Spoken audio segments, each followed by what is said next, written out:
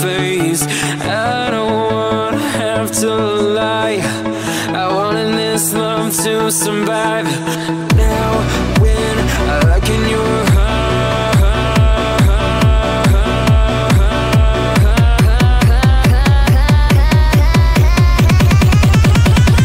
I feel paralyzed.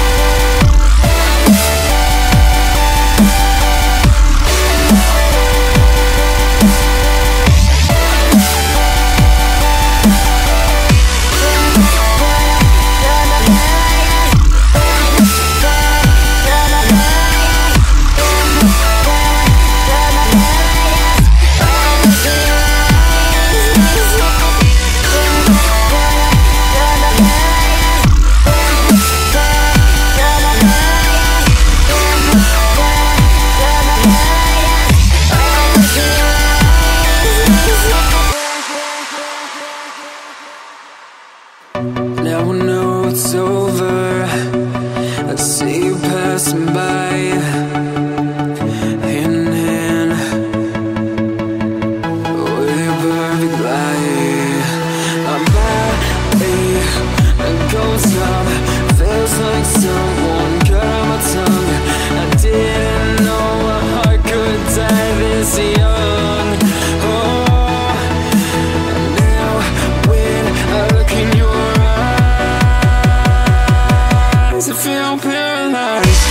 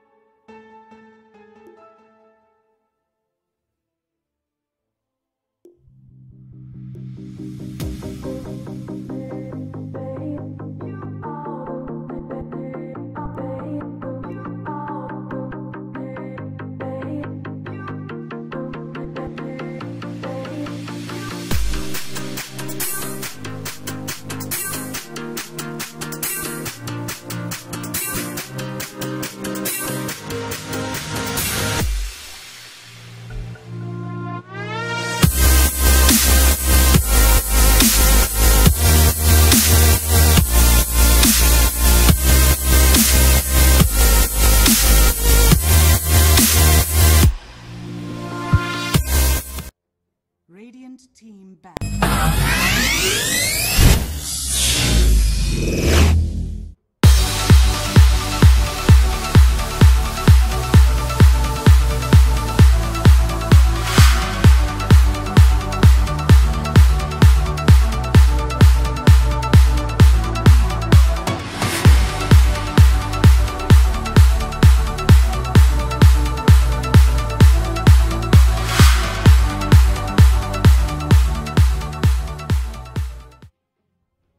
Ladies and gentlemen, welcome back to the Cobx Indian Esports Championship. My name is Vivek. Joining me here in the studio is Gambit, and we've got Go Figure Red on the dia facing off versus JMD Gaming on the Radiant. For those of you who are a little disconnected from the tournament and what's been going on, JMD Gaming did 2-0 Team Buriza. They're a side from Kolkata, and if I'm not mistaken, they are sponsored by a cafe with the very same name. Go figure red. They've got Archmage, Deliverance, Milky or Dota2 Booster. Some of you might know him on their squad. Seasoned players did end up picking Leshrak earlier on in the tournament, with Milky styling all over it. And yeah, JMD Gaming, they're one of the sides that do pick up a last pick Bloodseeker, which they send into the jungle as a 4th position Bloodseeker. But it looks like both comfort heroes and comfort picks for both sides are going to get banned out. The Bloodseeker and the Undying taken away. Okay, so looks like Go Figure Red is the Bangalore squad, which was Dare to Dream before. And Yeah, and they have switched it up and a little bit of Roar Esports also, Deliverance. Yeah. I've seen more of Go Figure Red in that case, so Okay. we'll definitely have to give them the edge here. Right. But the JMD Gaming, they look like a strong squad. They've beaten Team Buriza, who are a team with a gaming house and stuff like that, I believe. So, Right. props to them for that. But this is a upper bracket matchup, which means that the loser will not be knocked out. They will Yes. be moving to the lower bracket, and then they can still make it to the finals if all goes their way. First pick Disruptor coming out from JMD Gaming. He's one of those solid supports, good to have in the lane, and he's also a support that Deliverance on the side of Go Figure Red does like to play a fair bit. Go Figure Red, they've got a really good response to this. They pick up the Legion Commander and the Warlock. Legion Commander, the dual damage is always great, but more than anything, it's the early pressure that he applies in the laning phase, and he's got strong team fight to back him up in the form of the Warlock. Both Monkey King Treant as well as Earth Spirit being ignored just yet. Yeah, as well as the Ricky Maru. And I think Go Figure Red, they should be one of the teams who do run that hero. Yeah. I believe they have Drake, and they should have, I can't seem to recall his name, but they have some of the one of the better support pairs, I would say, in the country. Yeah. I can't seem to recall the name though, for some reason. But anyway, we'll figure that out as the game goes. Is Drake Deliverance? No, Drake is Raghu, I believe. Okay. I forgot what he plays though. Okay. But picking a Legion Commander into a Disruptor, that's I mean, you generally don't do it, but they have to be really confident with their pick that Right. they have picked it up either way. So Twitch.tv Dota2 Booster is Milky. Yes. Okay, he seems to be changing his name quite a lot. He used to be Milky, then he became Deliverance, then he became Phoenix, and now he's Dota2 Booster. Okay. So Dota2 Booster is Deliverance. That is Milky, right? Okay. I don't know him as Milky, I know him as Deliverance. Okay. Cool. So we know at least someone or other. Right. Which one is the Archmage? I'm not sure. Pretty sure one of them. But what's interesting, okay, I was gonna say that Invoker got ignored, but it's actually been banned out. So they are targeting Archmage heroes, banning out the Invoker as well as the OD. Go figure that they're looking for another support, someone who can roam early on, something that Milky or Deliverance or Dota2 Booster might end up playing. Ogre is in the pool. Very interesting to see that Go Figure Red banned out the Bloodseeker in the first phase. That is not a ban we see nowadays. Yeah, so JMD Gaming, they play Bloodseeker. Okay. This 4th position Bloodseeker that goes Jerax Bloodseeker. Starting off the jungle with the Talon. It's not a bad hero, but it's very cheesy, I would say. Right. Yeah, so they do play that Bloodseeker, and it does offer a reasonable amount of teamfight control with Bloodright and even the Rupture. Forcing people to fight or forcing people to run. You can't run from a Bloodseeker though. Forcing people to run out of the Bloodright. Oh yeah. Also, a lot of the mid lane has been taken out. The OD is out, the Invoker is out as well, but I believe we still have heroes like Puck in the pool. Even TA is in the pool. So Right. a lot of options open for both sides. Go figure it. They go for a semi-pushing carry. A Luna, Legion, Warlock. Pretty static lanes, I would say. Luna and Warlock, they're pretty much reserved to the top lane. Generally don't want to run an aggressive try with the Warlock. So Right. it'll probably be the Legion Commander going up against the bot lane try of JMD Gaming. And it's almost as if they want to deny Go Figure at the Shadow Demon and they just pick it up themselves. Shadow Demon can sort of roam effectively and move to the mid lane, but this game I just foresee him being really poor because he'll probably be spending a lot of his gold on detection for the Ricky, which go figure Red pick up with no hesitation. Yeah, I think it's a solid pickup because the silence is pretty effective against heroes like the Disruptor and the Shadow Demon. It actually renders both of them pretty useless. So he's going to be roaming around trying to get as much harass onto the Disruptor and the Shadow Demon and trying to disrupt their progress as much as possible. Right. A kill may not be as easy. Disruptor and Shadow Demon both have semi-escape mechanisms, I would say. So not the easiest kill on the supports, but he can still put a lot of pressure on the lanes. Life stealer. Okay, JMD, go for a life stealer. Entire team back. Life stealer against the Legion and the Luna. I mean, it could work. He has the backing of the Disruptor and the Shadow Demon. But it's still a hard game. I mean, Luna versus Life Stealer at late game. Luna does take the edge there. But Yeah. Life Stealer might be able to come on a little bit quicker than the Luna. Radiant Go figure team Red back. ban out the Tinker. Makes me think that they're thinking of something like Lina in the mid lane probably. Lina would definitely be a... you'd also want a little bit of right click on the mid laner because there is the Luna aura to Right. help you with that as well. But I think it's going to be a hard lane for Legion. He might have to start off in the jungle because Disruptor, Shadow Demon, Lifestealer, you're not getting away from that. Disruption into a kinetic field and the Lifestealer beating down on you, you're not running away from that in any possible way. Overwhelming odds or not, 10 seconds. that's a sure shot kill. Yeah, but I could also easily see this lane turn the other way. I mean, him and the Ricky, if a support is out of position, they could punish him. I mean, Legion, all he has to do is stay alive a little bit in the early part of the laning phase, and maybe once he and Ricky have a couple of levels, both Shadow Demon as well as the Disruptor could be easy pickoffs for him. Anyway, last pick for JMD, they're looking for something in the mid lane. They do recognize the fact that Go Figure Red could come out with an appropriate response of their own. What do you want? I mean, do you pick up the Lina here? You would go for a puck. A Dream Coil into a Disruptor ultimate is pretty... it's a pretty nice combo to have. They'll even have the bomb with the Lifestealer. They can even use the axe to initiate and the puck to follow it up to hold people in place. So a decent amount of team fight and a decent amount of control in the team fights.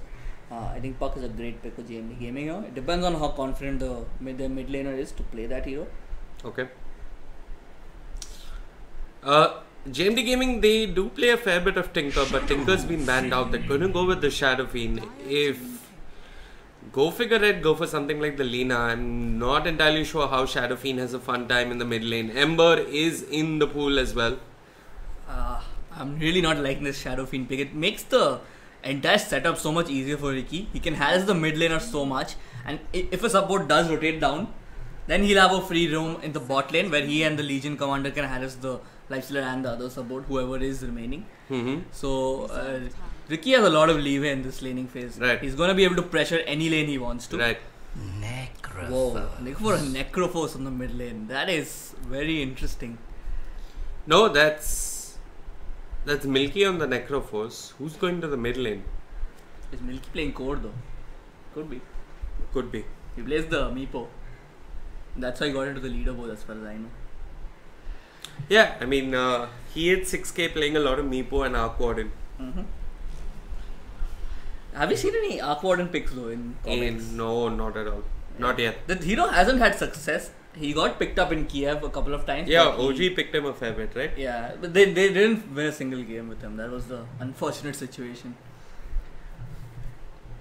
But I'm gonna give the edge here to Go Figure Red. Their lineup looks pretty strong to me. If the Necrophos can come up with an early mechanism, I really see no way in which JMD have the damage to 5 seconds remaining. bring him down. Mm-hmm. And a lot of it's gonna be on the Ricky as well. I feel he's gonna have a very high impact game.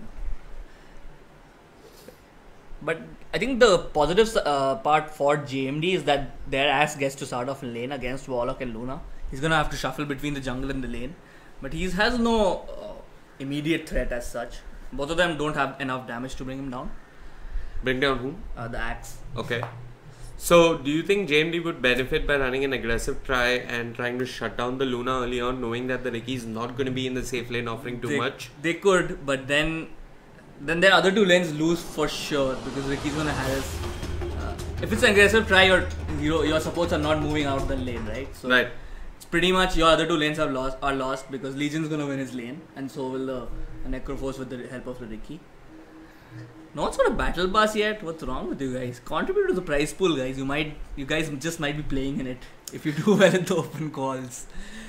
But have you picked up a battle pass? no, I haven't opened Dota. I just got back today.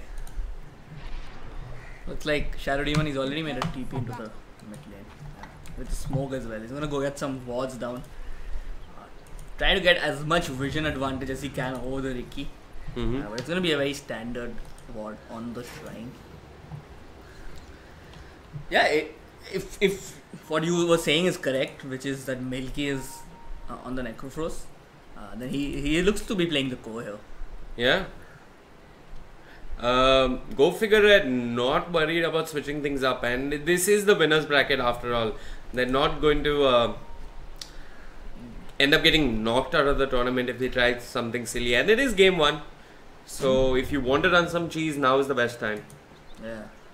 And already Drake has got some vision on the Disruptor. He'll be able to spot out the Lifestealer as well. So now he knows that it's gonna be a tri lane in the bot lane. So now go figure Red, they have their they can actually take some important calls. They know that the Luna is gonna be safe, so they don't need to switch things around. So a lot of information coming their way due to this early Rickie pick. Your prediction for game 1? I'm gonna have to give it to Go Figure Red here. Okay. I'm gonna give it to Go Figure Red if Rickie is effective early on. I feel he will be. He gets the rune as well, so already he's had impact. Yeah. From the 0-minute mark.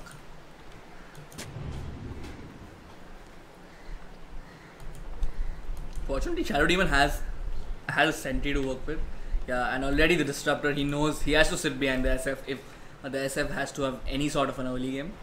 He needs to be here. Even if the Rickie is not, he needs to be here preemptively. And he drops the sentry as well. Rickie also has a sentry, so if this gets rewarded, it's going to be a very, very hard lane. He has a tango as well, so this might happen. Yeah. And if that sentry goes down, it's going to be a really hard lane for the SF.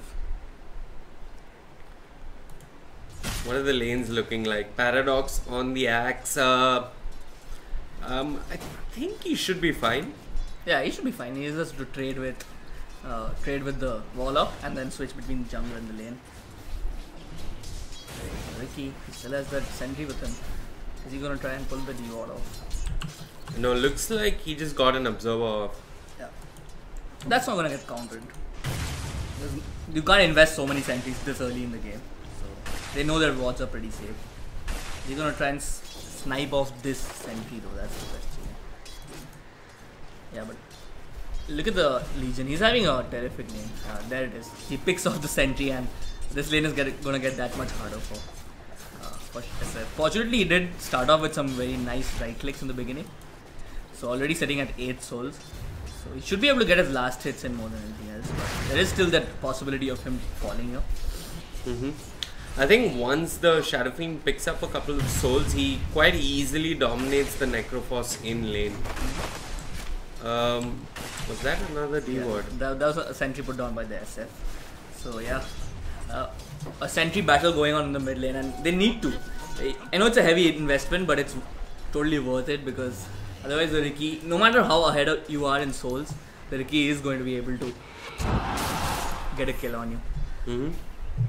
And even the Legion, he's pressuring the bot lane, and that's what we predicted, right? 2 lanes will go the favor of Go Figure Red no matter what, just because of the Rickie pick here.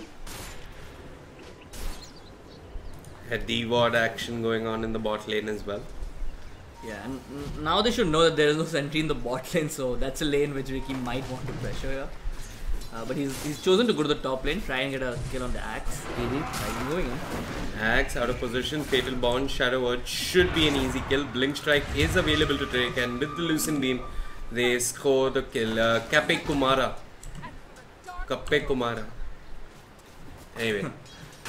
Well, on the other side of the map, it looks like they're trying to do the same. JMD have caught a XA out of position. There is the kinetic field. Will hold him in place. Smoke, one last auto attack.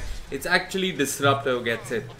So both offlaners end up going down. One kill goes the way of the support, while Luna gets the other kill.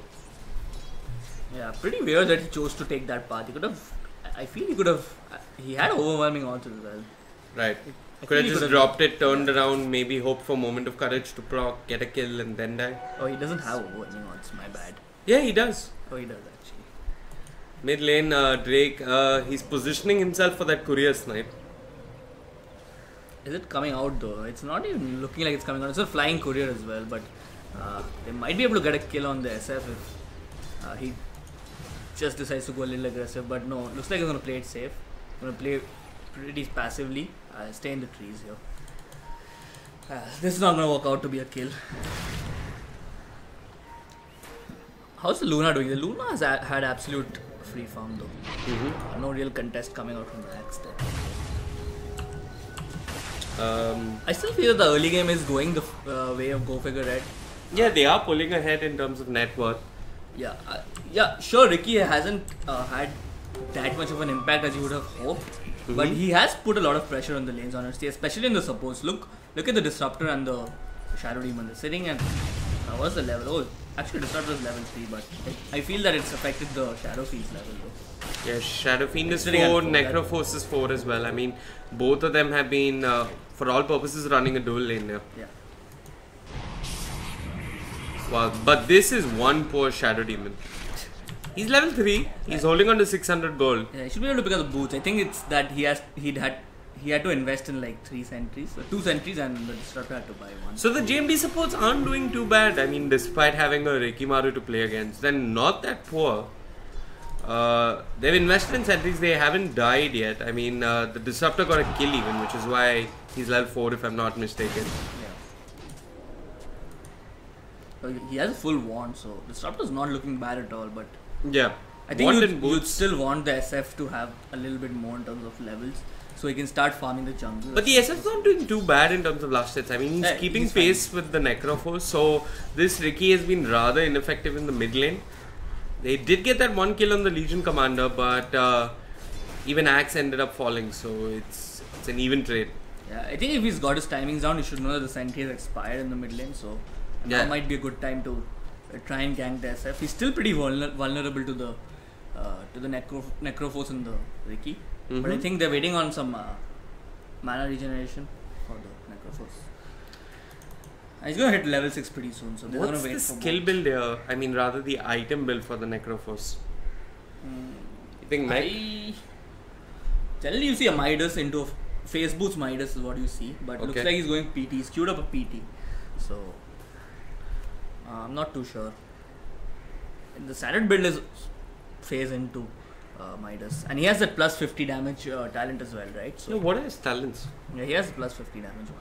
Plus 40 damage or plus 6 strength, plus 20 movement speed or plus 6 all stats, plus 10% magic resistance. I think you take the plus 5% spell amplification.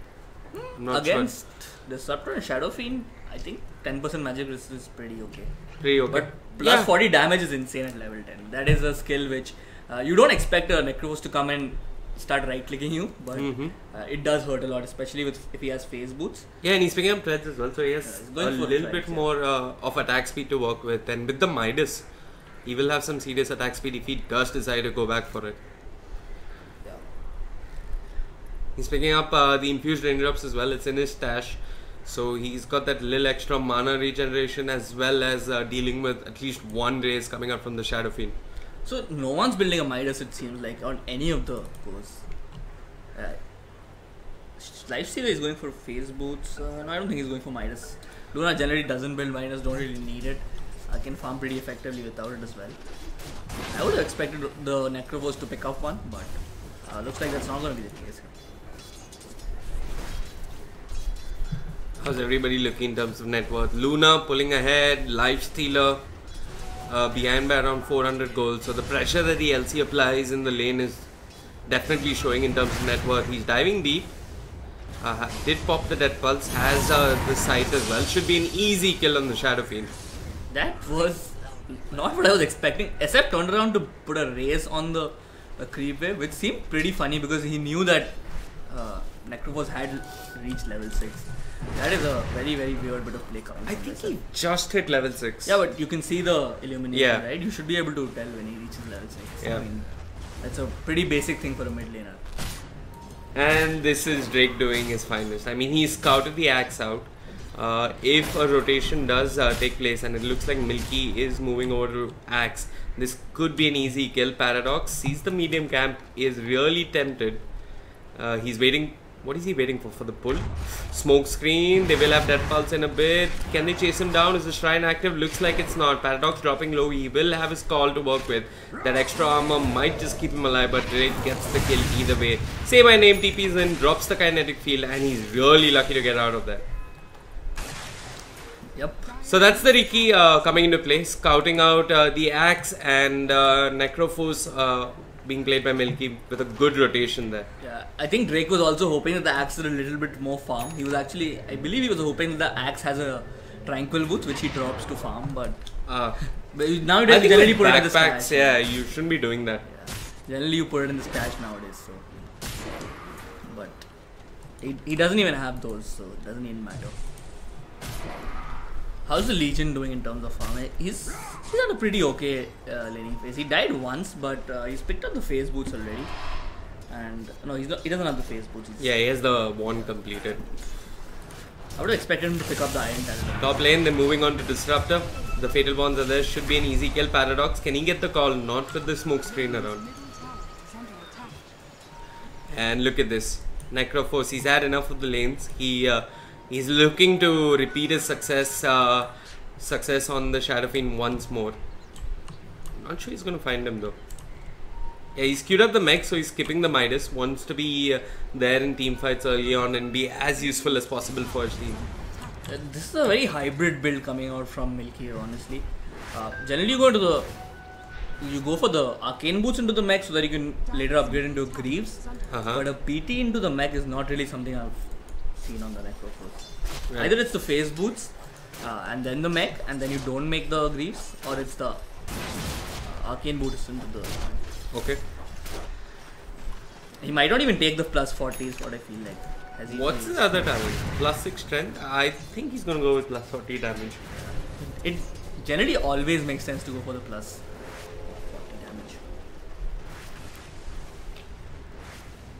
40 damage. Axe, when's his blink dagger going to be coming? Not anytime soon. Instead, he's moving to the mid lane. Milky, he's been surrounded by 4 Radiant heroes. The battle hunger is there. He pops the ghost shroud. He's trying to turn around and get a kill. The call comes up from the axe. This should be an easy kill. And it's actually Paradox who gets it. 4-man rotation. They do get the Necrophos. So it was worth it. And it looks like Drake and XA see this turn around onto the Lifestealer with the duel. Not sure he's going to win this. The feast keeps the Lifestealer alive. He infests into a creep, infests out, scores the kill. And I like what Drake and the Legion Commander were attempting to do. They saw that everybody moved to the mid lane. Let's try and pick up the Lifestealer. But they didn't succeed. Say my name. He's got the dust off on the Riki. He's going to glimpse him back. Kinetic field should be there. But he's at a dire shrine. Should he really be here all by himself? There's the Reaper's side coming up from the Necrophos along with the Death Pulse. But Drake blink strikes to make sure he gets the last hit. And in all this chaos, it's been the Luna who's really benefited. Sitting on top of the network charge, just farming away to glory. Is she going for a Mask of Madness? Yeah, I believe she is. Okay. I don't see why though. I mean, it's probably to go head to head, to be able to fight head to head with the SF and the Lifestealer. But I think a Dragonlance would have been just fine as well. I guess it allows you to farm the jungle a little faster, I'm not sure. Anyway, Drake, he's diving deep in the Radiant tower. Drops an aggressive Observer Ward. Is looking for more. Might scout out Axe once more. He's actually pulling the creep wave with him. No, I think he got spotted out with the Sentry. Yeah, the Radiant Sentry did spot him out. So now he knows that that area is not as safe anymore. And he gets some nice deep vision behind the tower, and this is about the time when Luna wants to push this tier 1 tower and then try and rotate into the jungle. So yeah, has got a Siege Wagon. Yeah. Could be looking for a push.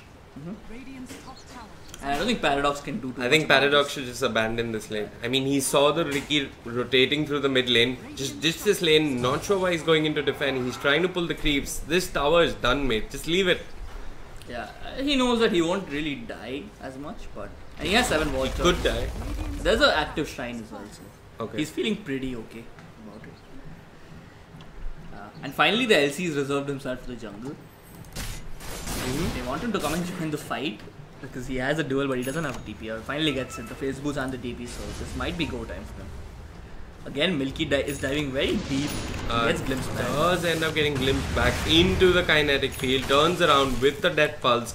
It's one Milky versus the world. The Ghost Shroud was made redundant by that beautiful disruption coming out from the Shadow Demon. The dust was popped as well. Milky throws out the Reaper's Sight, but that's not going to do too much. I mean, he's not invulnerable at 12 minutes in the game. I'm not sure what he was thinking there. I think he was already too deep, and then he thought that, you know, whatever, what the hell, I might as well try and get the Reaper Scythe off on the SF, but SF was just out of the range. And the bot lane, the Lifestealer has gone on the... Oh yeah, there's a duel. No follow-up coming out this time for the Lifestealer, but he infests in a dire creep, should be safe. The duel victory doesn't come through for the Legion Commander, and that's the second time it's happening in this game. and that was Go Figure Red setting out the bait for that Legion Commander. Milky, once more, he's got the Ghost Shroud, has got 15 charges to work with. The heal does kick in. Drake comes in with a Blink Strike. He's got enough to bring down the Shadow Fiend. It's actually Milky who scores the kill.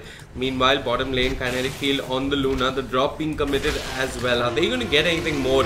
They glimpse back the Luna and she pops the Eclipse, turns around, brings down the Disruptor. And this is going horribly wrong for the Radiant. Here comes the Shadow Demon with the disruption. He's taking a lot of damage. He throws out the Purge as well, the Demonic Purge, but it's not going to do too much. And they score the kill on the Shadow Demon. And this is now the safe lane tower under siege for the Radiant, while Milky takes down the mid lane tower. So they've got more control and access across the map. Drake can be a little bit more comfortable with his movements. Yeah, this has been the ideal game for the Luna. Started out top, had free farm, pushed on the top tier 1, came bot, got a kill, and now he's pushing on the bot tier 1. So, very standard stuff from the Luna. This is how you want your games to go, ideally. Yeah, it's textbook. I mean, you could not ask for a better start as a co. 14 minutes in this game. And huge props to the way Milky has been playing. He's been playing his Necros very, very aggressively. Well, you don't see it being played that way, especially that he doesn't have a mech yet. Meanwhile, it looks like Smoke was caught out of position. The Kinetic Field not holding anyone behind. Milky running in aggressively, press the attack along with the Ghost Shroud, keeping him alive. Reaper's Sight on the Lifestealer, but the disruption keeps him alive. And Paradox jumps in with a huge call. Looks like Necroforce will end up falling down first. They're looking for more. The overwhelming odds does bring down the Disruptor.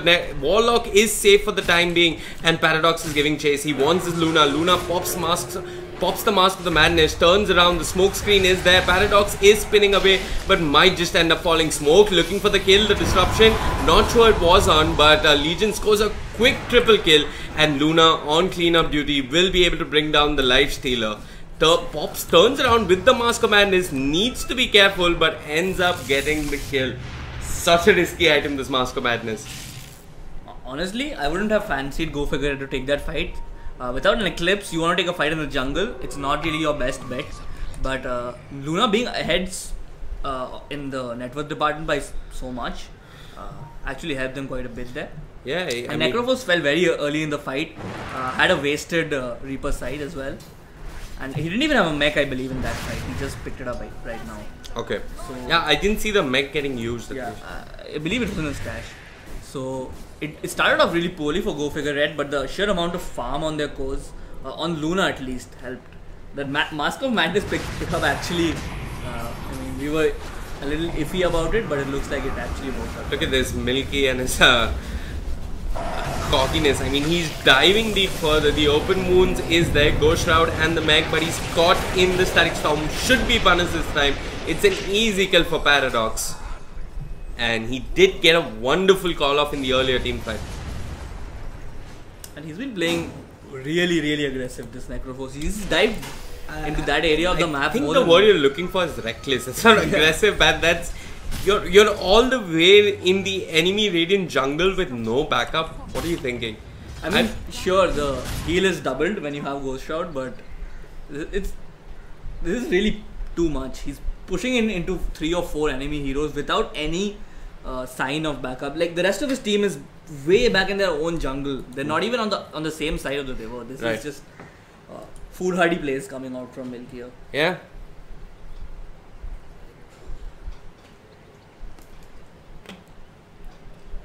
Looks like we have a pause coming out, a disconnect on the Shadow Demon, who did have some stellar disruptions. I mean, he saved Lifestealer in the earlier engagement. He's been playing some great Dota actually. Honestly, I'm very surprised that Go Figure Red, they actually managed to take that fight in the jungle. How do you win a fight without Eclipse and the drop and the as well? Infernal? Yeah. It was really surprising that they managed to win that fight. Either very badly executed by JMD, or No, it wasn't badly executed. I think. I mean, they split up the fight very well. Yeah. And they were very indecisive. They were walking in, they were going out. But Luna, she knew that there was no walking out for her. So she stuck it on the axe. And then with the help of the LC, she managed to get a kill. And then managed to turn it from there. Yeah. So better decision making, honestly. I think a lot of it boiled down to the fatal bonds and the overwhelming odds. That did a whole lot of damage, and the call which came out from the axe, it was a 3-man call, it was perfect, but the follow-up wasn't there from the Disruptor. Not sure where he was in that fight. I think they were overwhelmed by the fact that, oh look, we managed to save the Reaper side target, and they were just too joyous about it, and they didn't focus on the rest of the fight. They picked off the Necroforce, and then they were like running helter-skelter. There was no coordination between the heroes as such. Right. Hopefully we'll have a reconnect soon. It's still a pretty even game. Let's Yeah, put down the it is. Props to JMD. I mean, they've been playing some very good Dota. It's a 4,000 net worth lead. They have sort of fought their way back actually from a nearly 6,000 deficit. Yeah. So they are holding on. JMD are playing some reasonably good Dota here. I think the entire the last part where the curve starts going up, the entire thing I think can be attributed to Milky dying. Yeah, Milky dying. Like he's died what 3 or 4 times. Yeah. Let's have a look at his stats. He's died 4 times. That's 2 kills, 4 deaths, 5 assists. That's not something that's ideal. I mean, the way he died is definitely not ideal.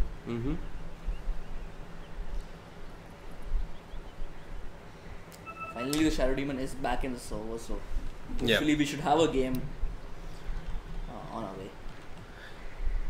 way.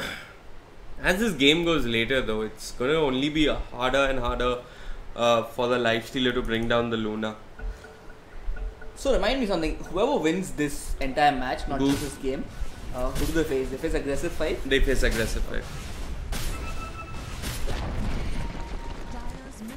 Okay, so finally we have a Blink Dagger on the axe. Yeah, he had it in the last fight. So, I mean, he's already revealed it, so they might be aware that there is a Lifestealer bomb inside that's ready and packaged and waiting to explode.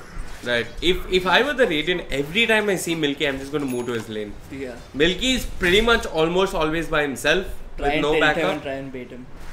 Yeah. But he's going for this very tanky build.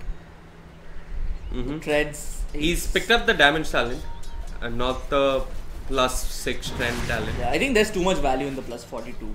Actually, not take it. I've really never seen it not being taken. He's going for the hood, I believe. Yeah, he's going for the hood. Man, that if he's going to keep that power treads on int the entire time, then there's really no point of him having picked it up. He could have just picked up a arcane boots and then a mech. I mean, sure, he doesn't need the mana right now, but could have made it into a Guardian Greaves, and I think that would have had a lot of utility, at least past the 25. Meanwhile, smoke rotation coming out from the tower. They are looking for a pick off. The drop is there as well as the Eclipse should be an easy kill on the Disruptor. And Drake, along with Kapikumara, get the Shadow Demon as well. So 2 quick pick-offs. The drop was used. And Lifestealer is trying to make a trade happen on the other side of the map. Not sure he's going to get it though. That's a decently heavy commitment. Where's the Infernal? It's pushing mid, okay. That's a decently heavy commitment, honestly. Using Yeah, that for 2 Infernal. supports. Yeah, but it's still okay. The supports are back and they know now that the heavy ultimates are down, but they did lose a fight without those being online last time, so they will be a little more cautious this time. They popped the glyph. Paradox is thinking about a wraparound. Dunks the courier, which had something worth 1,000 gold. Lifestealer TPs onto the tower. Disruption on the Luna. Static Storm on top of her. She's trying to TP out of them. Might just end up falling down. The press the attack will not keep it alive. Milky once again diving deep. This time with the Reaper side. He should get the kill. Uses the mech. Pops the Ghost Shroud. But it's 4 heroes surrounding him. The Requiem is there. Doesn't do too much. Paradox, he's holding on to the call. Will pop it. Will get the kill. They get 2 cores. They lose the tower and they lose the Disruptor. I think JMD will take this teamfight victory any day. Yeah, sure, they lost the tower, but they actually picked up the Luna and the Necro. I mean, Necro was pretty evident that he is going to fall because the way he has been playing, I'm really doubting his intentions in the game. Absolutely. Trying to 3-2 quite a bit here, honestly. Yeah, But this is the kind of 3-2. maybe that's the playstyle his team has decided for him, right? Right. He's generally not the hero, the player who's playing a core role. So maybe when they want someone a little suicidal, a little edgy, playing the hero. He's been playing his supports like that as well in the tournament. I've seen him die with a Leshrac. Clearly, it looks like Go Figure Red are not showing too much respect to their opponents here.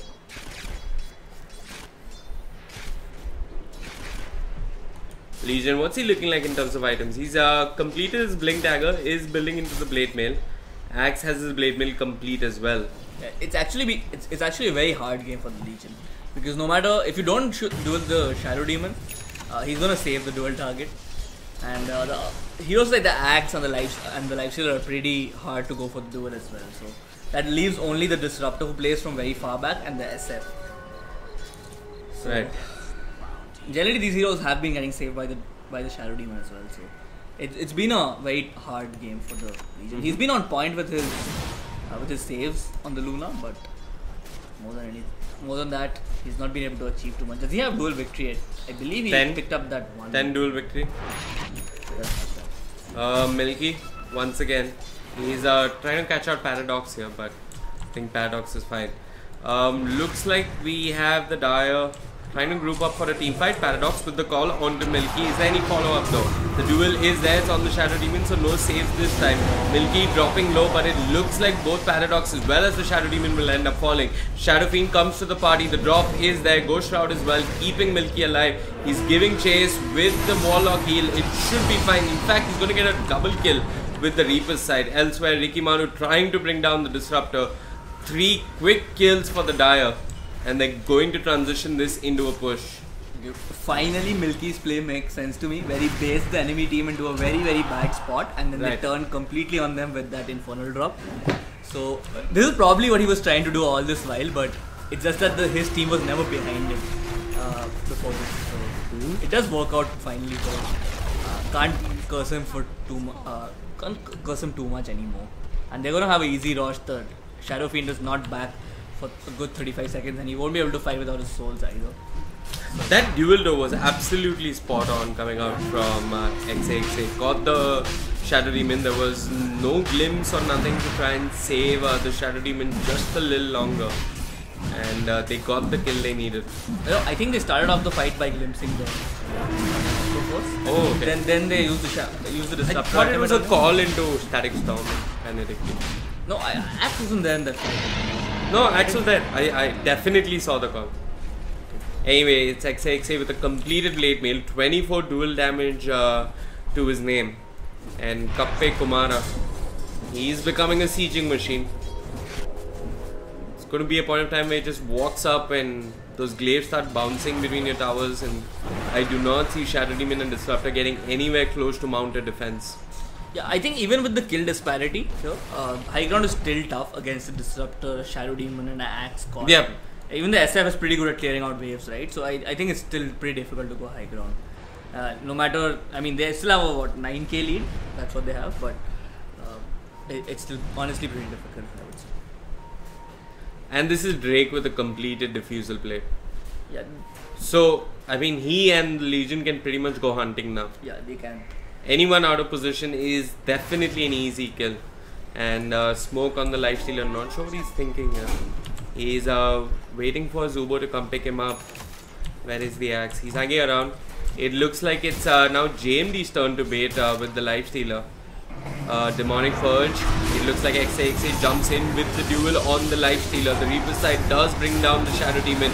The Requiem has been channeled, but the damage reduction, well, it's not doing too much. Everything Black has the Hurricane Pike and will force stuff out of there. They're looking for more XAXA jumping forward. Don't look like they're going to find anyone. That is some very good decision making and very good target selection coming out from Go Figure Red. All the experience coming into play. They pick off the Shadow Demon and then they know that there's nothing to save the dual target. Yeah. So LC instantly jumps for the lifestealer, and there was a good silence coming out from the Rikimaru in that fight. And high ground on the cards. The siege has begun. The kinetic field is there. Milky needs to be careful. If he's out of position, he could be punished heavily for this. Press the attack, keep him alive. Battle Hunger trying to push him back. Shrines are being triggered. Both the shrines have been used. The Glaive's doing its work. Look at Disruptor just being forced to back out of them. No, I don't think you can push out the Luna at this stage of the game. He runs in like the angry little lifestealer that he is. Paradox is there, but a beautiful smoke screen does not let the axe get his call off. The Static Storm means nothing. Shadow Demon disrupts himself to stay alive. The drop is there. It looks like there's a duel going on. XAXA onto Paradox. That's a dieback on the axe. And the GG's been called. Go Figure have taken game 1 in a convincing manner. JMD, I mean, without their Bloodseeker, what are they? I don't want to say that. That's too harsh. Yeah. I mean, their lineup kind of... It was like a snowball. They started snowballing down, and then there was no one to arrest the fall. That Necroforce and the Legion Commander, they managed to pick off the key targets in the team fights, and there was really nothing that they could do. Okay. But it's still a best of 3. Yeah. And it's only game 1 that's been in the bag for Go Figure Red. Anyway, folks, do not go anywhere. This is the Cobx Indian Esports Championship. My name is Vivek. With me was Gambit. We will be back with Game 2 shortly.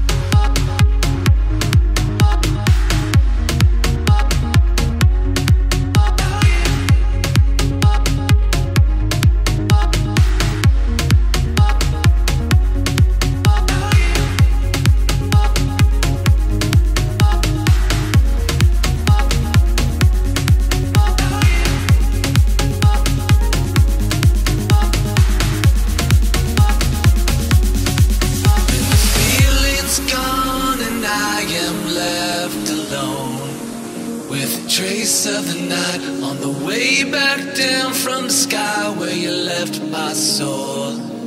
Can you help me fly? I can't resist, 'cause you have got a hold on me. And all these thoughts, when you are here, you light up the dark sides to live in the night shine. You take my life and light every side. You fade the dark inside. The living night shines.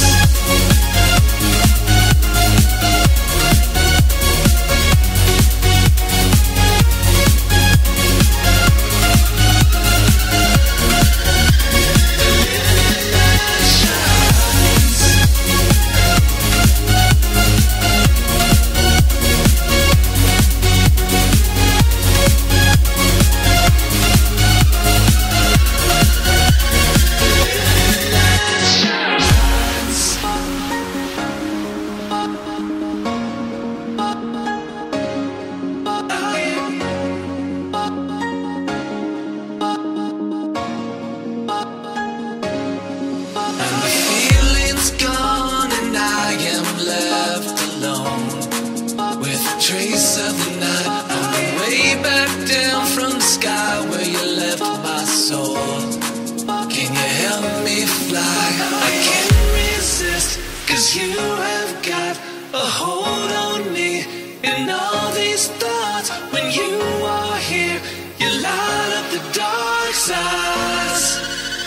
to live in the night shine. You take my life and light every side.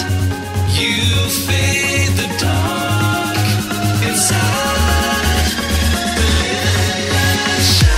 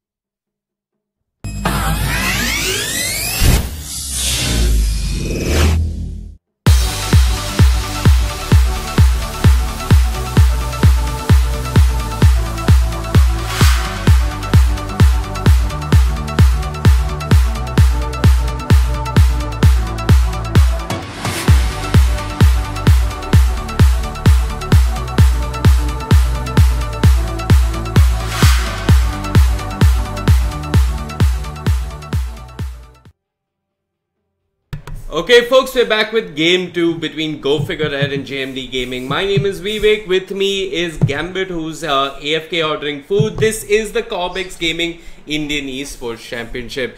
Go Figure Red, they won game 1 in a convincing fashion. They got their hands on the Necroforce, a pickup you don't see too often, but more than anything, it was Drake with those beautiful smoke screens everywhere. And Legion Commander, although he had a hard time early on, his duels in the mid game was spot on and got them the kills they needed. And this time JMD Gaming, they're going to respect ban the Legion Commander.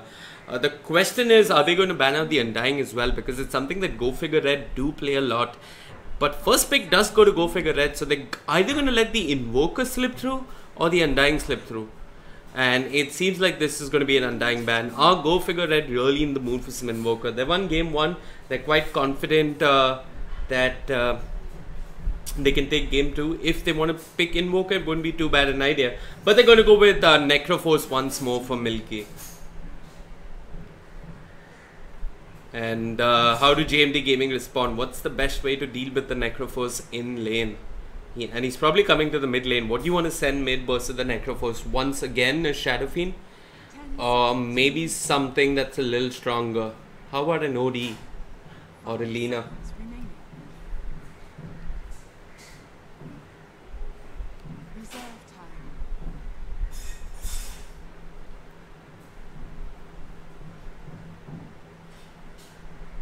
First two picks for JMD Gaming.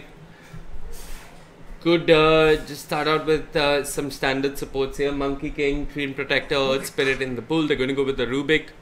Hopefully try and steal that Reaper side themselves. And what else? Do you think we'll see it? Okay, it's going to be the Juggernaut. Radiant team pick. Treant Protector. And Go Figure It, looks like they're going against their name. They've opened with two heroes, both green in color, the Treant Protector and the Necroforce. They have a strong roamer in the form of the Treant Protector, something they did have earlier on in game 1 with the Ricky Maru. JMD Gaming, they're going to respect ban the Luna, it looks like. So both teams just targeting players here in their bans. Dire team back.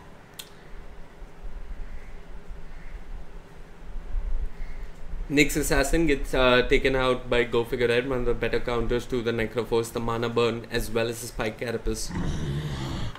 Could be easy ways to deal with him.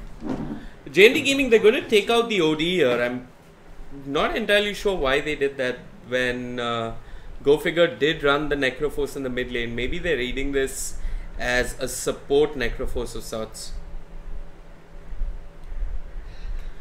10 seconds. For those of you tuning in on stream, you can type exclamation giveaway to participate in the giveaway. We've been doing a giveaway every day and we're going to continue doing it till the LAN event or the finals. We've been doing so many giveaways. We are almost a charitable organization at this point. I thought we always were. We were helping people with imparting knowledge and entertainment. No, but when me and you impart knowledge, it isn't really knowledge, Gambit. So we're actually doing brain damage here with our 3K analysis.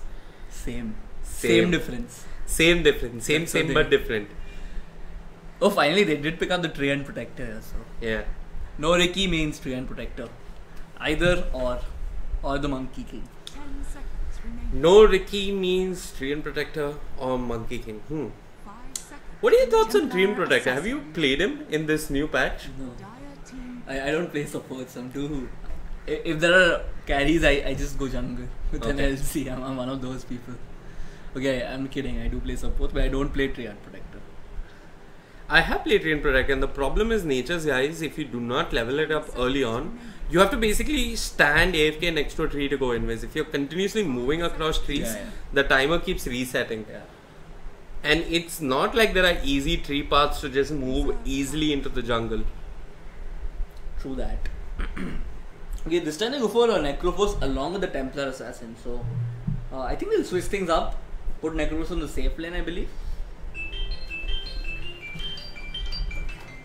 Okay.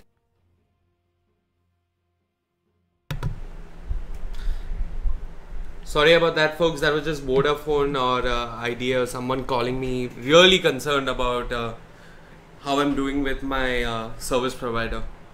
As usual, they call at the worst possible times. So apologies that I didn't silence my phone. And they're calling me again. Idiots. I like the Lina pickup, but Against TA? yeah, I mean, so the thing is, JMD Gaming, they picked up Lina thinking it's a Necroforce coming to the mid lane. They didn't expect TA to walk, to get picked up. Do you think this is safe lane Necroforce? Yeah, I think it is. Makes sense to me. Sorry guys, I'm ordering food, so sauce is what is going on in my head. Okay, so Go Figure Red, what are they looking for? They're looking for a support that can babysit them in the safe lane. Dire team So it is a support Necroforce this time around. They picked up the Ursa. So that means that Ursa will be heading to the safe lane. And TA goes to mid. And the support duo is a Necroforce as well as a Treant Protector. They're looking for an offlaner here. And JMD Gaming, they'd be wise to ban one out. Possibly the Centaur. Wouldn't be too bad a ban. reserve time.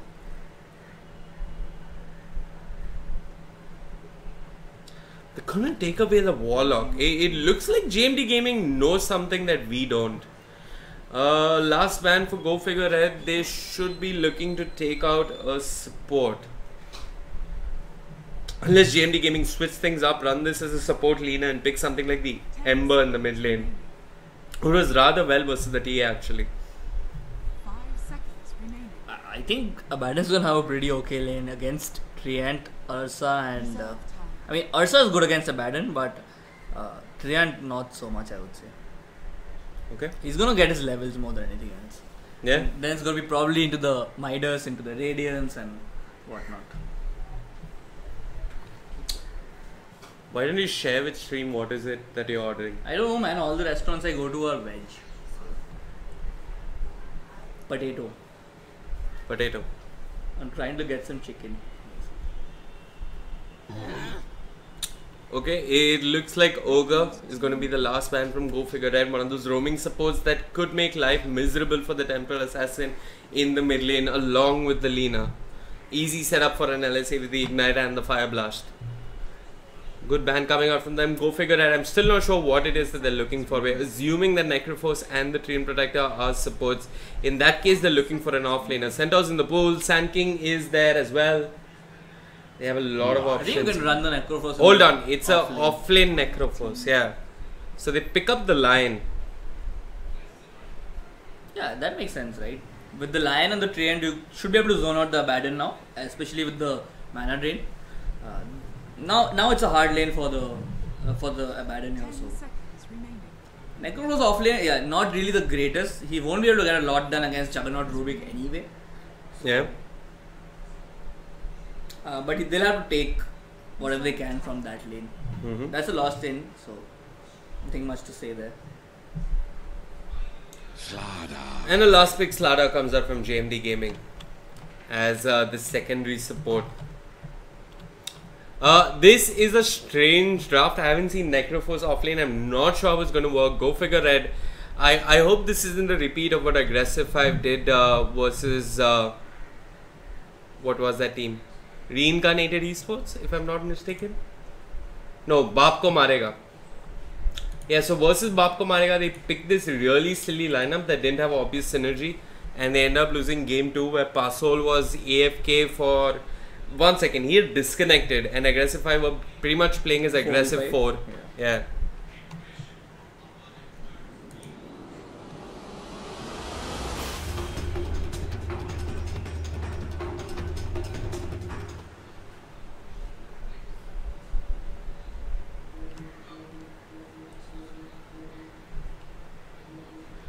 No one has bought their battle pass yet. Everybody is hoping they get one gifted to them, I presume. Or they probably have it on their Smurfs. That's probably what it is. Or they have it on the original and these are their Smurfs. Could be. Well, I know that smurfing isn't allowed in this tournament. Prepare for battle. I mean, here you already come with your registered names, right? So, Right. okay. I mean, you can use any ID you want as long as you use that same ID for the entirety of the tournament.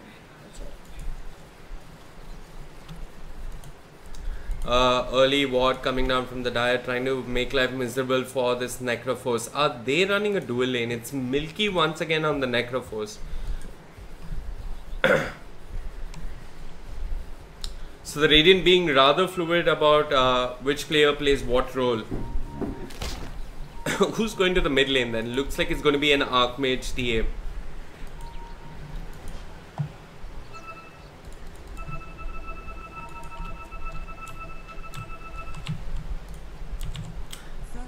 Die Observer did scout out the Treant Protector. Have they got detection early on? Not yet. Is detection on the way? Yep, Rubik has a couple of sentries. Drake, he's thinking about this Rune Snatch here. Not sure if I can get it. He's walked in. There is a sentry. This could be a kill. Smoke and Say My Name. They're playing it coy. They are pinging out the Treant Protector. Smoke, has he leveled up the Blade Fury? Yes, he has. Drake gets close, the telekinesis and the crush being used at the same time. The Blade Fury not really connecting, and Drake will be allowed to get out of there safely. Could have been a kill, but didn't work out. Milky, we've got 8 tangos to work with.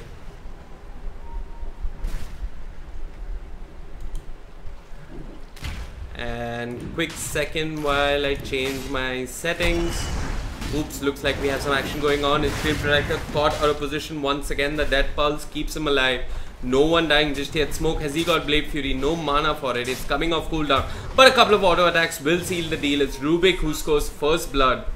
And this dual off lane coming out from the Radiant already off to an horrendous start. Okay, I finally have managed to order my food.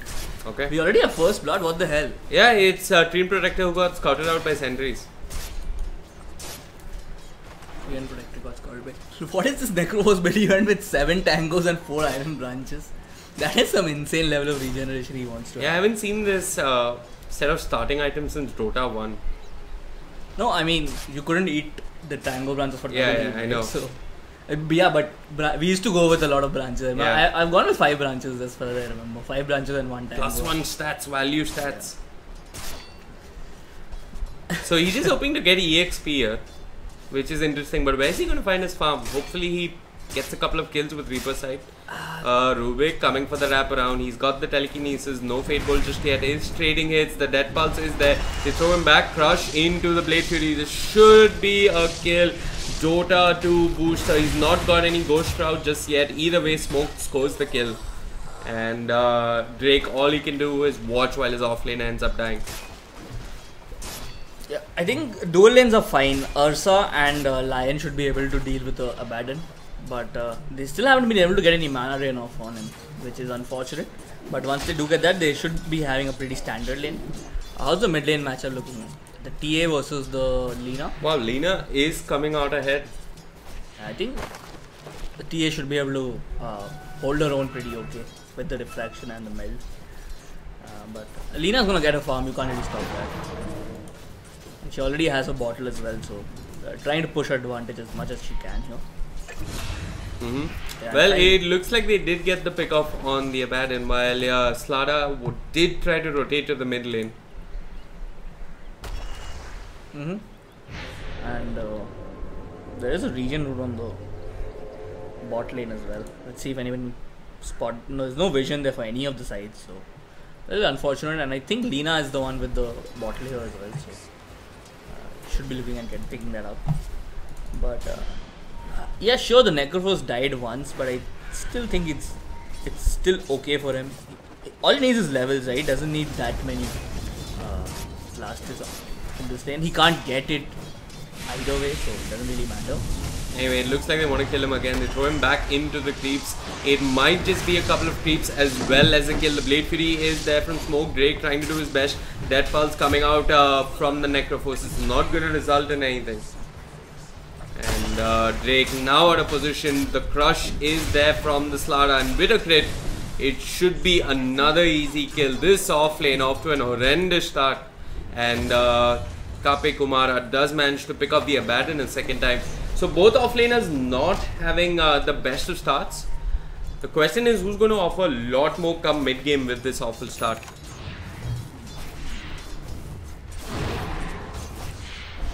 Yep, so the Abaddon died, Treant and Necrophos died again. Both of them died again? Yeah, Treant and Necrophos died while the Abaddon ended up dying. I think it's time one of them switches to the jungle or tries splashing the mid lane, because this lane is a complete washout for the side of JMD Gaming. But on the other side, Ursa has been having a great game, I believe. He's gotten 2 kills on the Abaddon. Ooh, sentry, they see the Treant Protector, he sees the sentry, he's lifted up, being tossed back. The Guardian Crush or whatever it's called now is there. Death Pulse keeping Drake alive for a little bit longer. It looks like they want the Necrophos. Has Necrophos got the Ghost Shroud? Not yet. He's got Death Pulse in a bit. Levels up the Ghost Shroud. He's trying to juke his way out of this, but he's surrounded by 3 players and a couple of trees. There'll be a slow and painful death with the classic Warcraft 3 block, and Smoke is on a killing spree. Did we just say Guardian's Crush? I think it's It's Slytherin. called... No, it's called... Slytherin. Oh. It was always called Slytherin Guardian Crush. Sprint, my bad. Yeah. I was so triggered when you said Guardian's Crush. I was like, there's I Guardian's Angel and there's Slytherin Crush. You're like somewhere in the They middle. changed the... I don't know, man. It's Corrosive Haze and there's... Yeah, I know Guardian's Corrosive Haze. I was just wondering if they... That's the name. they changed. Anyway, it looks like they want to pick up the Death Pulse is there, but Smoke pops the Blade Fury, turns around. Drake has no living armor, will end up falling. The Crush is there on the Necrophos, not the Guardian Crush. They lift up the Necrophos, throw him behind. He finally rotates. And that Lion, there's not much he can do. This has been the story of Milky's game, the entire series, right? He's been trying to brute force his way into kills, even in the last series. Brute force. And yeah, I mean, he's just trying to like power down without having any real kill potential. Even in the last game he tried it. It did work out. But I mean, he's trying to do the same in this lane, but this is a aggressive trialing at all. Not aggressive, but it's a pretty potent trialing he's up against. It's not really working out. Ulsa needs to be careful. The TP rotations are coming in. Can he get the LSA off? He starts off with the Dragon Slave. It will not connect. And this is space for Milky to do what he does best, which is brute force, in the words of Gambit. Yeah. Again, he's going with the same build, though. PT into the mech, I believe. Well, they get the Hex off. This is a dominating streak on the lines, but Smoke pops the Blade Fury, turns around. He's doing a whole lot of damage.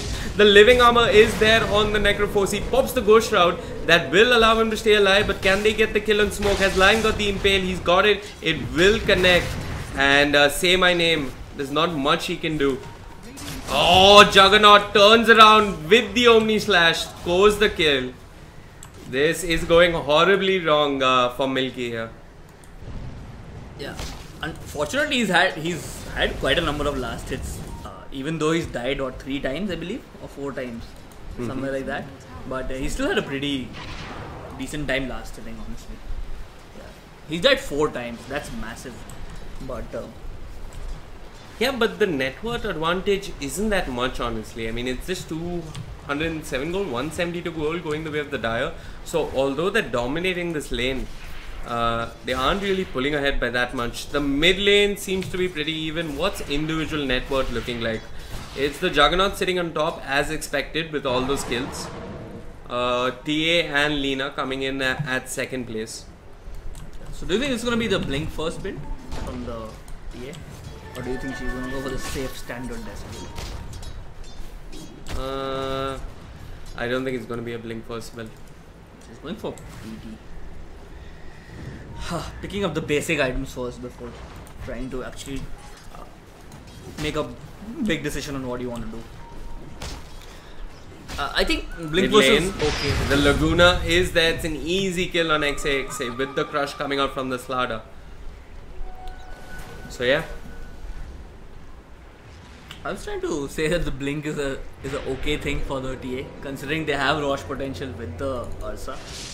Top lane, it looks like Milky is going to end up falling once more. Has the Ghost Shroud, pops it, uses the wand.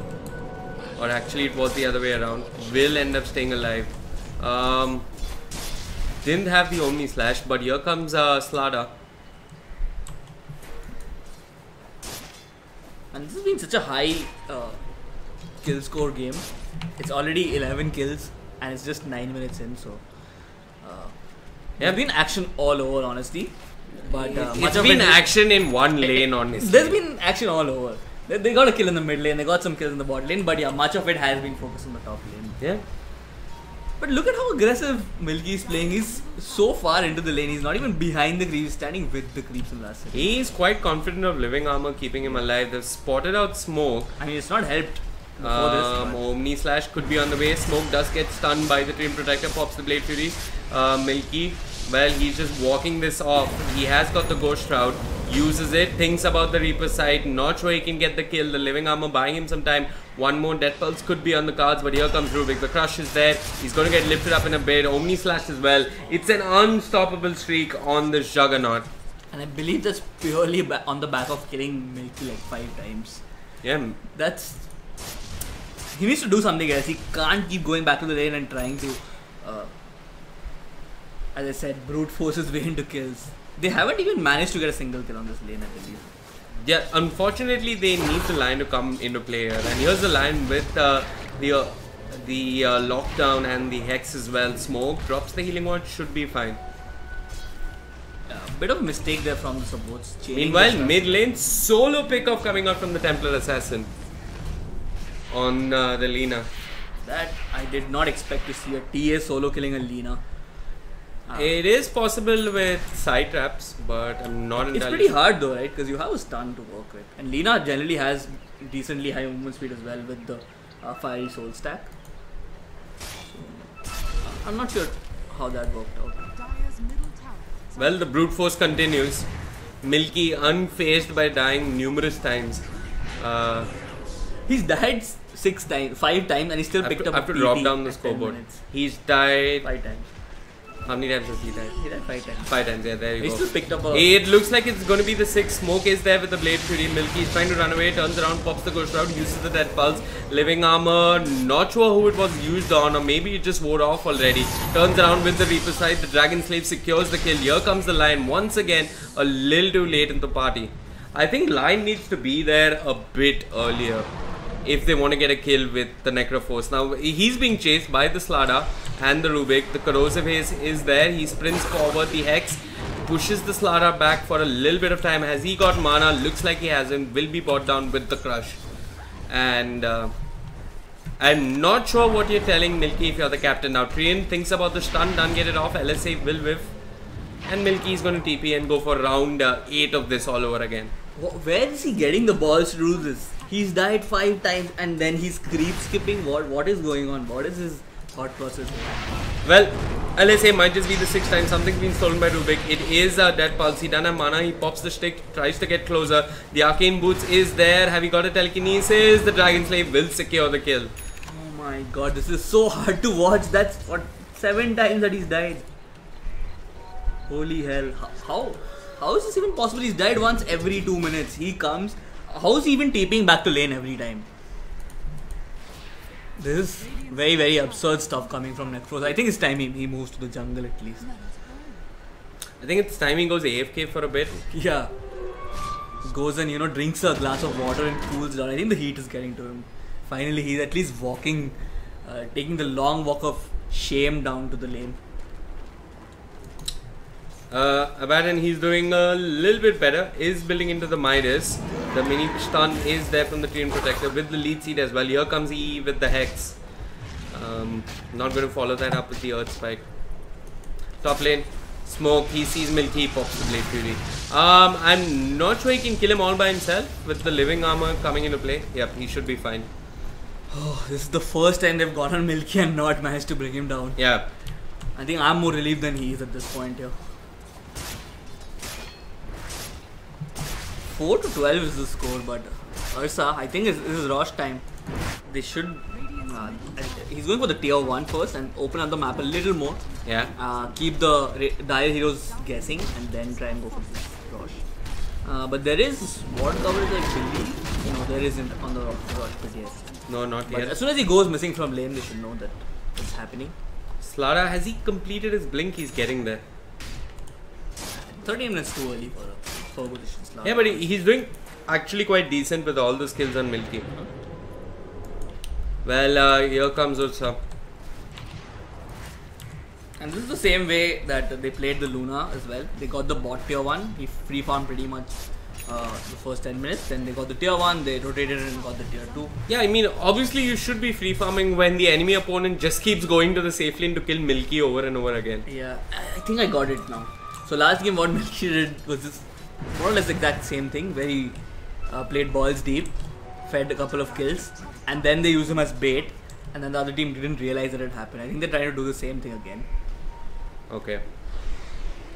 Next level mind games coming out. Milky is trying to bait everyone onto him. The corrosive haze, living armor, keeping him alive. Rush is there. Ursa this time out of position with the LSA and the Laguna. That should be a quick kill for everything black. And it looks like they might get Drake as well. The corrosive haze is there. Omni slash, Ghost Shroud. Can Necro survive through all of this? No, he can't. With the Dragon Slave, it's a dominating streak on the Lina. That was the Not sure who was baiting who. worst bait ever. They had complete vision of Ursa, I believe. They just Ursa was hiding in the trees. yeah, but they got vision of him and he didn't get anything off. Yeah. He was just standing there with his overpower, and they lifted him up and got a very, very easy and standard kill on him. I'm not sure what the decision making is coming out from the side of Red, but it's baffling me honestly at this point. It's baffling the opponents as well. I mean, they're not sure if they should be getting those kills or not. XA, he does have the Desolator complete. This could be a kill for him, but Lina has got the 4-staff, will be fine. TPs are coming in. Smoke, what's he building into? He's going for the Yasha, probably into the Manta style. Yeah, very interesting, good. I really like the item pickup from Smoke here. Going for that, not Smoke, sorry, the Lina. My bad. Going for that early 4-staff. He can save a lot of his teammates as well, not just himself. A lot of his teammates from the Ursas. From the TA. Mid game and early game. Yeah, even the TA for that matter. Anyway, they are smoked up, hanging around the mid lane. Who starts the fight though? I mean, in the previous game they had a Legion commander. Is it Drake with the overgrowth? He's not yet got it. The Melded is there on Smoke. The 4-staff you mentioned did try to save Smoke, but that's a wicked 6 streak, and XXA is on the chase. A quick 600 gold going into the line's pocket. Slada comes into battle, runs out of battle. with a haste rune. And all of this was space for Milky to take the top tier 1. All that he's accomplished in the early game, I'm really surprised that his team actually decided to give him space. If I was the captain, I'd be like, go sit in base, no space for you. Yeah, but this is Roshan for the Radiant. Is it though? I mean, Juggernaut is back online. Slara has a blink. Yeah, he's keeping in. I don't think this is as He easy. is scouting him out. The flash is there, disabling the blink. Should be an easy Roshan. Lead seed, Kapikumara jumps in. The side trap is there, slowing him down. E in range for the Earth Spike. Should have it. Lion does steal the Hex himself. I mean, excuse me, Rubik stole the Hex. And I think they should disengage. Ursa still wants to give chase. Nah, Sure, man. he has the Aegis, but This is an Ursa with ages. You have to play like a real man here. Asli Murph gaming. And a complete opposite of what we saw in the early game. Milky now taking all the lanes which are uncontested and leaving his teammate to do a 4v5 fights all over. He has a mech as well, I believe. Yeah, he's picked up the entire mech. Not bad for a Necrovos who died. yeah, not too I won't say bad. died, fed 8 kills. Yeah, not at all bad for a Necrophos who was alive for less than 10 minutes or 17 minutes. Yeah, honestly.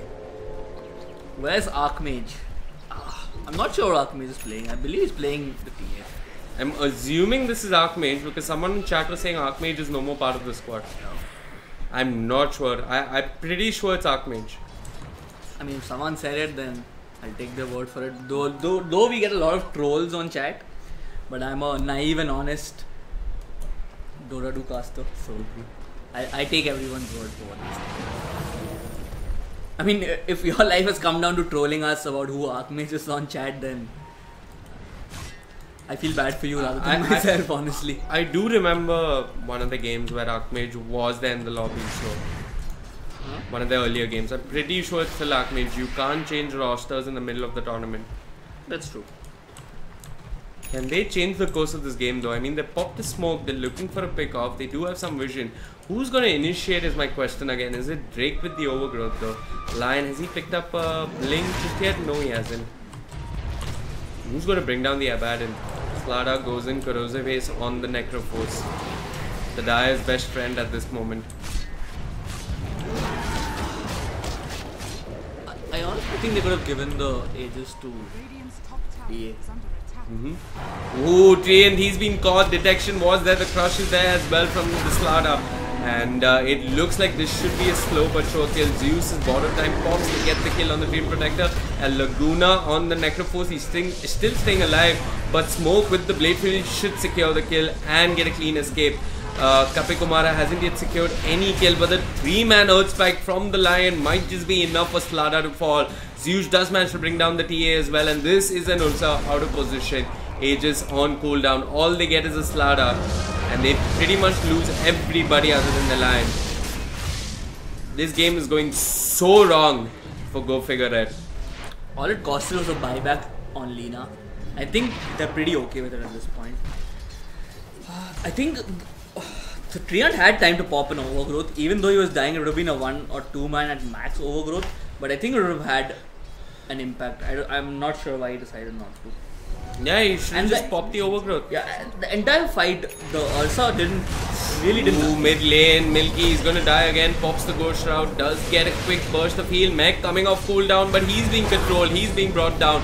Borrow time was triggered on the Abaddon, EE on the line trying to do his best, and his best right now is to run the heck out of there. Corrosive Ace is there from the Slada on the line with a crush as well, should be a quick kill. Zeus is dominating, not sure how Go Figure had come back from this, and not sure why they got here in the first place.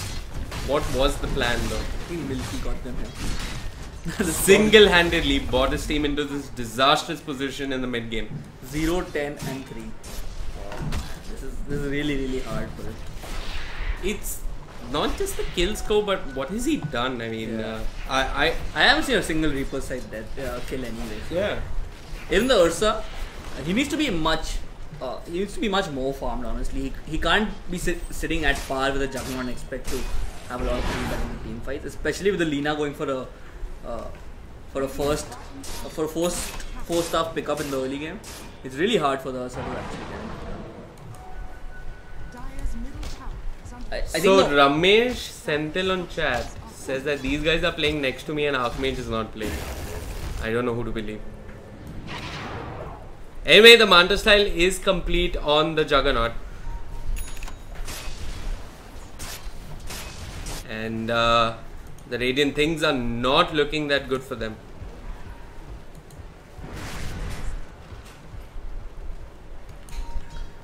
I honestly think Ursa needs a BKB.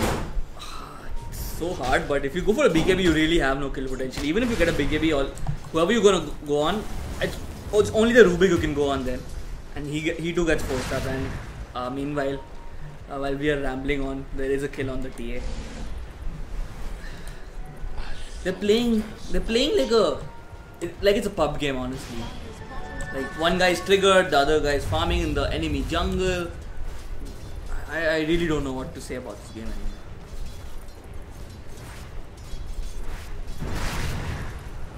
Dyer's bottom tower is under Yeah, odd game indeed. The score is at 722. At least it's on 3-2-2. Yeah.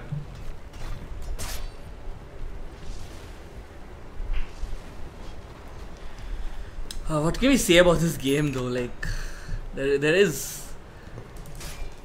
the decision making coming out from Go Figure Red is has been so amateur, honestly, that there really isn't. There is no decision making. It Yeah, pretty much honestly, feels like five everyone's just doing what they want. uncoordinated players playing a pub.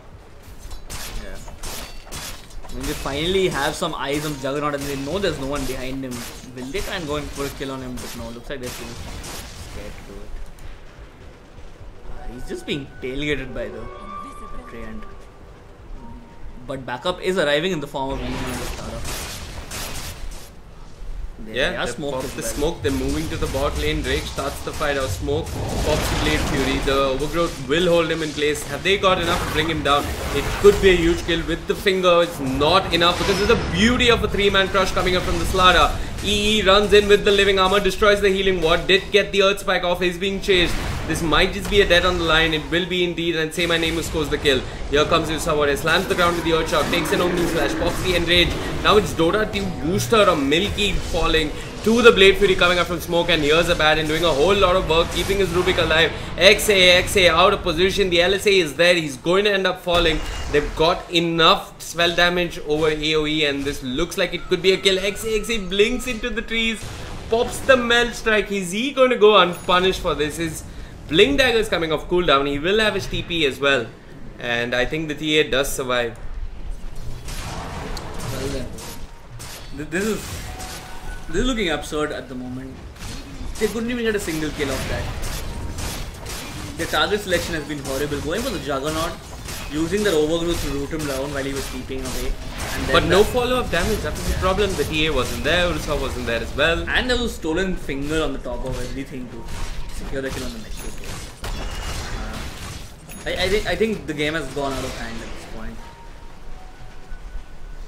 Yep. They've been network farming shot. well. That's the only positive thing which I can get out of the game. But it's an Ursa, man. He doesn't peak that. He doesn't scale that well, honestly. And playing an Ursa from behind is hellish. So Yeah, he's not got too many kills to his name other than the 2 or 3 which he scored early on the Abaddon. The Radiant are definitely falling off. I'm not sure how they make a comeback in this game. They are lacking initiation though, which is one of my main concerns. Not sure what this Necrophos is aimed to accomplish. He is getting tanked here. they haven't been able to secure their kills. Their target selection has been very odd, and that seems to be the problem. They seem to go on the wrong targets all the time. They go on the Slara, he stuns and sprints away. They go on the Juggernaut, he Blade Furies away. They go on the Lina, she 4-stars away, and there's really not much that they're being able to do about it. And looks like JMD they are grouping up in the mid lane. There is a base tune as well for the taking, so looks like the mid tower is going to be the next objective for the side of JMD, and I don't see why not.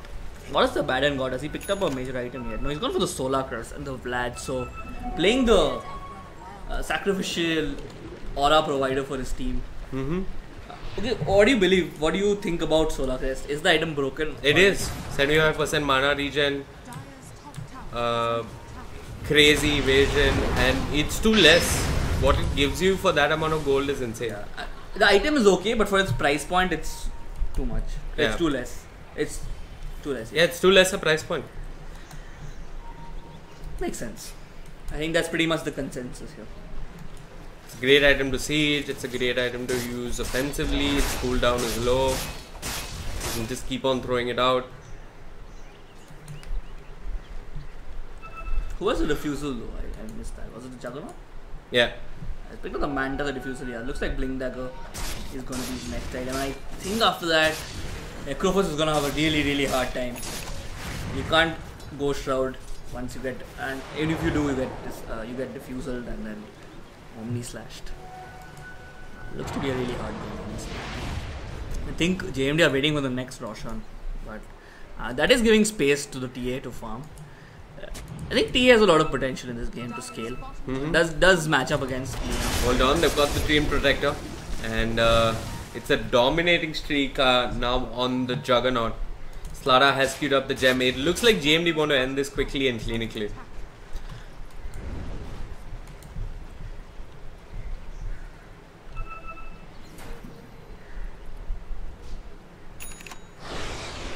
Dire, have used the scan on Roshan. Roshan has respawned. There is a TA trap there. Mid lane, it looks like they want Necrophos. They commit with the Omni Slash. He pops the Ghost Shroud. The Diffusal is there. He pops the mech. He uses everything to stay alive. Smoke still searching for this kill on the Necrophos. He's diving deeper, but here comes back up.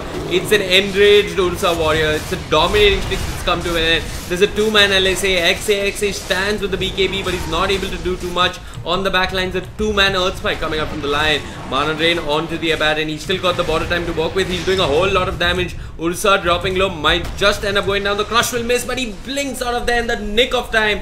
And XA turns around with the Melded, is trying to bring down the Slada. Elsewhere, the Lion was brought down by the Lion, by Lina. Zeus giving chase on the Abaddon, will end up falling. That's a dominating streak. And can he bring down the Slada as well? Finally, the Radiant win a team fight.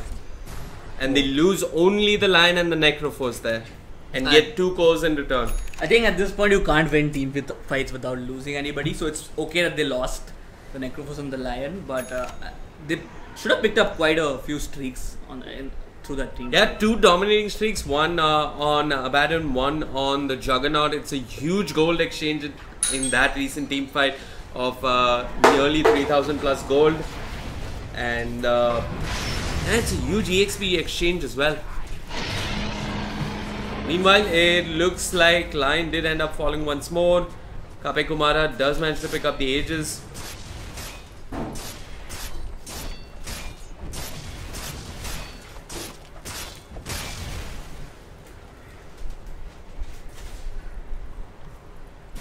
And yeah, the Radiant have the Aegis.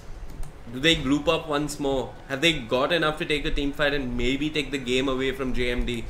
Or are JMD too far ahead already? I mean, the net worth difference isn't too significant, right? It's just 4,000. We're 30 minutes into the game. Isn't too much, honestly. Well, actually, they were not really lacking in terms of farm at any point of the game. They were farming pretty well on their cores, but it's just that the team fights were very lackluster coming out from Team Red. What is it? Go Figure Red? Yeah, Go Figure Red. But I think one team fight gives them a little bit of confidence. They're not completely in the game though, but Mid lane, side trap, both teams poking and prodding. I still think this is anyone's game, Gambit. No one's out just yet. yeah, no one's out, I would say, but I mean, one could say that Go Figure Red have thrown away the early game, but they've got enough to come back, and comeback gold is a huge factor. I think the problem though is that the Ursa doesn't scale that well. But he can still do things like bringing down maybe the Rubik, Maybe the Lina. maybe the Lina, but the Lina's got some kiting potential. Lina has also got that 30-second respawn time talent, along with the Bloodstone.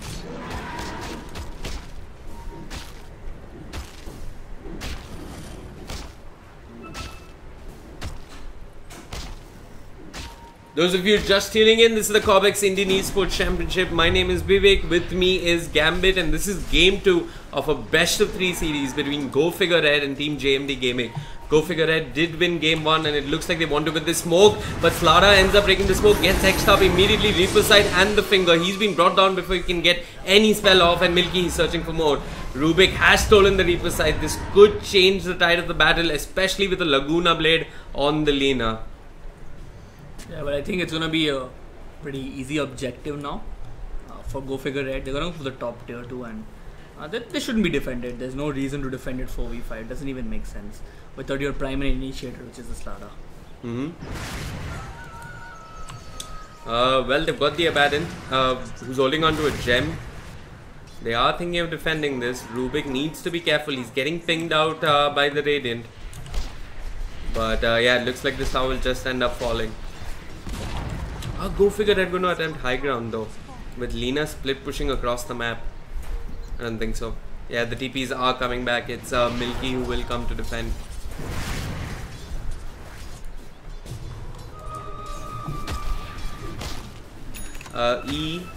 He's getting closer and closer to his Blink Dagger. And I think they spotted Drake out, if I'm not mistaken. The pings are there. They should be able to now. Yeah, Abaddon has the gem. They got a sentry. They lift up the tree and they was trying to blend in with the trees. He pops the overgrowth, the clips onto the LSA is there, along with the Reaper Sight and the Laguna coming up from the Lina and the Rubik. And that's an easy kill on the Tree and Protector. Looks like Necrovos has managed to pick up the Lotus Orb. The Lincolns. Oh, that's Lincolns. Oh. It's not the game-changing item, I would say, but I think it's useful to be able to put it on the Ursa or the TA. Yeah, you can put it on the Ursa or the TA. And here comes the push from Team JMD Gaming. If they lose this fight, the game could just turn horribly for them. Blind completed his blink. Yeah, he's almost there. Smoke jumps in aggressively. I think they give up this tower and wait for Lion's blink though.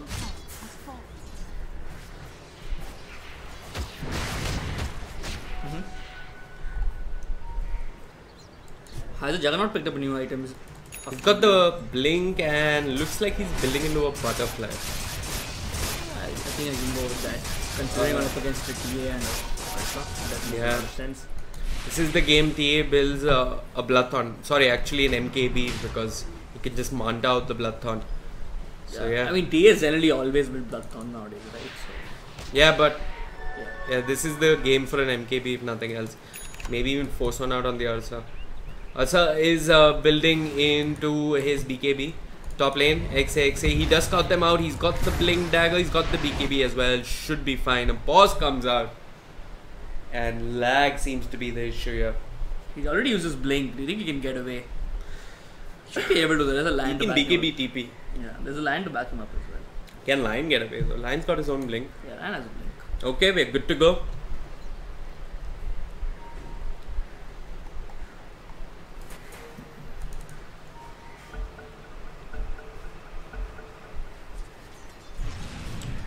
Yeah, looks like both teams got away pretty easily there.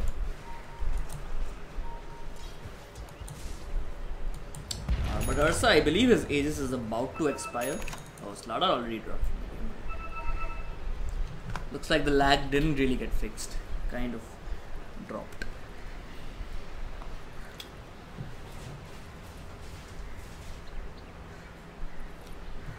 Gambit, you cannot eat on stream. Not on screen. You cannot eat behind the microphone. Please don't make those noises. Who said I'm eating? Only you. Just lovely look at my food. What did you order? I don't know, some snacks. From Sweet Bengal. Yeah.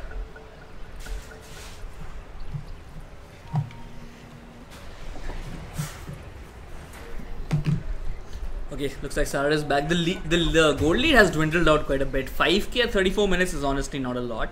It's basically one huge item on one of the cores. So yeah, no, there are Midases on the side of the Dire. I mean, Abaddon has a Midas, Slada has a Midas, Abaddon has a Midas. Like Treant also has a Midas, right? And yep, Treant has one. Has a Blink Dagger as well. So there is some team fight initiation. but finally the Radiant side are feeling confident enough to actually make forays into the enemy half, to the other side of the river, I would say actually. So yeah, looks like they're gonna come back for now, wait for the Treant to come back, and then maybe try and go for a smoke play. Smokes are up for both teams, I believe. Ooh, another disconnect. Looks like a little bit of internet issues plaguing the Slada here. BS anal seems to be the verdict from Smoke on the Juggernaut here.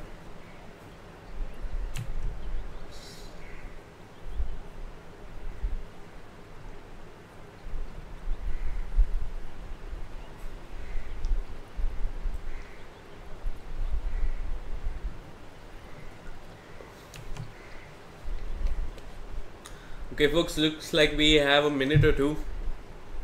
I'm gonna go get some quick liquid refreshments, mute the mic, take a small break myself. Why don't you guys do the same?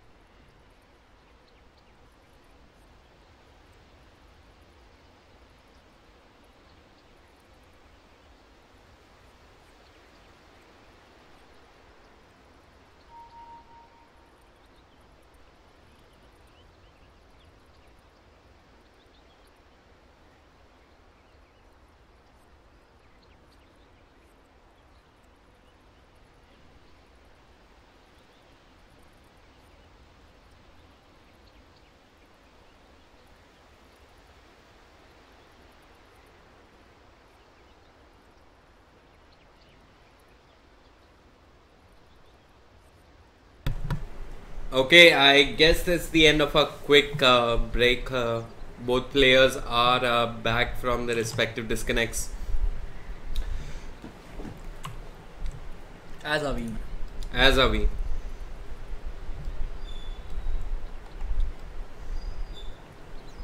Predictions on the game, Gambit? Now that you've seen a good 35 minutes of it? I'm still gonna give the edge to Go figure. Go figure. No, not Go figure, sorry, JMD. I think after seeing one game, the feeling here is that Go Figure Red are slightly more skilled and a more experienced team. But this game, JMD have actually, pulled ahead. They managed to pull ahead. And that's not because they played really well, I would say. It's because Go Figure Red have actually made quite a lot of mistakes. Okay, we finally have 10 people in the server. So, hopefully we should have a game on our hands.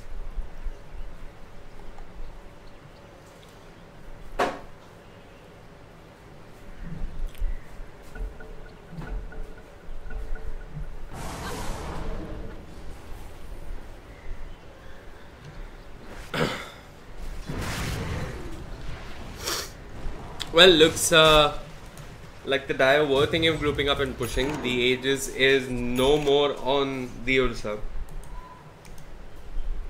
TA has completed the BKB, so she can jump onto the squishy supports and bring them down rather easily. But Rubik has a Ghost Scepter and well, I think the support of choice will be Slada. I think it's even hard to kill the Slada. There's no real... the Ursa doesn't have a BKB yet, right? She's going for one, but doesn't have it yet. So it's still a pretty hard kill on the Slada. And there is a 4-star on the Lina to save whoever's been gone on. Let's not forget that.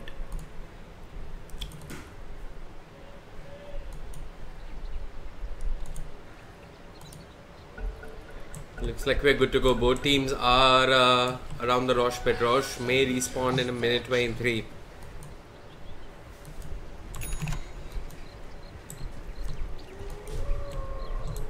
For all his deaths, Milky is quite farm though. Yeah, you don't really need that many items for this build which Necro is going for. Which is the I'm just gonna tank everything and be sustainable. Drake jumps into the trees. The dash was there. The blink really not on point. He's thinking about the overgrowth. Pump faking it, doesn't get it out. And wise decision not to do so. And I think this is time for them to pressure the top tier 2. Lina should be able to solo push out the bot lane. Can he jump on the Lina and bring her down though? They have backup as well. Lina has to be really careful here. XA is coming in as well. But both of them being rather cautious. Slada looking for a pick off, not going to find anyone. Top lane, Juggernaut Smoke, he's waiting by himself, possibly looking for a pick off of his own. He sees Milky, jumps in, blinks in actually. Got to be careful here. The Manta style has been popped, the Omni Slash as well. The Ghost Shroud is there, but the Diffusal Blade renders it useless. He turns around with the mech. Here comes XA on the Temple Assassin. Can we see a Reaper side? But no mana to work with. And unfortunately, the Juggernaut gets out of there. That was an Omni Slash committed and no kill secured. Yeah, unfortunately, a few of the bounces actually went on the creeps. So otherwise, he would have had a pretty easy kill on the Necrophos, my bad. 4-man smoke rotation coming out from JMD. They're getting frustrated actually, I feel, after all the skills they secured early on Milky. Mid lane, it looks like Slada has initiated. This time it's on Milky, should be an easy kill. Laguna comes out. It's everything black who scores the kill and he's on a mega kill streak. Meanwhile, top lane, they've caught the Juggernaut with the overgrowth. There are meld hits available to XA in a short while. Finger, one auto attack, should be an easy kill. Lina comes in, the LSA will miss. Standini, he's not got mana to work with, he's stealing some. And here comes the Slada, goes in from the back lines, an immediate hex from the Lion, mana being stolen, stun comes out from the Dream Protector, but here comes Abaddon trying to keep the Slada alive. Ursa jumps in, moves on to the Rubik, quick and easy kill, not even any time to pop the Ghost Shroud. XA with the BKB giving chase, moving on to the Lina, the Mist Coil, keeping the Lina alive a little bit longer. But at the end of it all, they lose the Juggernaut, they lose the Rubik, and they get the Dream Protector and the Necrophos. Can they at least force buybacks here? XA jumps in on the Lina, pops the Hurricane Pipe. Lina uses the BKB, but she's going to be respawning in 11 seconds. This is a Saas Bahu TV serial where the villains just don't die. Lina will be back to join her teammates once more. They're doing their best to hold on. The crush is there, but an immediate hex from E on the line. This should be a kill on the Slada. The Mist Coil means nothing. And XA, he's steamrolling over the Dire. A buyback even forced on the Juggernaut. And now a goal lead, which was once 5,000, has been reduced to 900. And that was so unfortunate with the Juggernaut. He was really holding on to his buyback till the very end. Then he realized he has to make it, and as soon as he does, the entire team just scrams their way out of the base. So, not at all a worthwhile buyback for Juggernaut, but he had to do it nonetheless. And now Rosh should be there for the taking for the side of the Radiant. Yeah, it should be respawning. 20 seconds.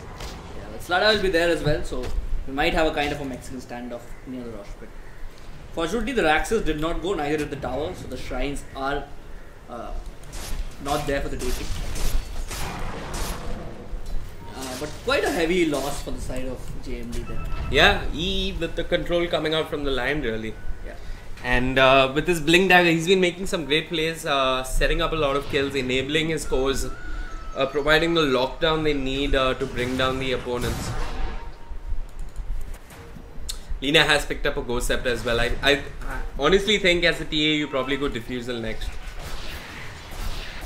I'm going for the MKB. Yeah, to deal the butterfly. Yeah, to deal with Juggernaut, who's not yet completed his butterfly. Honestly, I think at this time you just skip the item and go for a Skadi. Sell your talisman.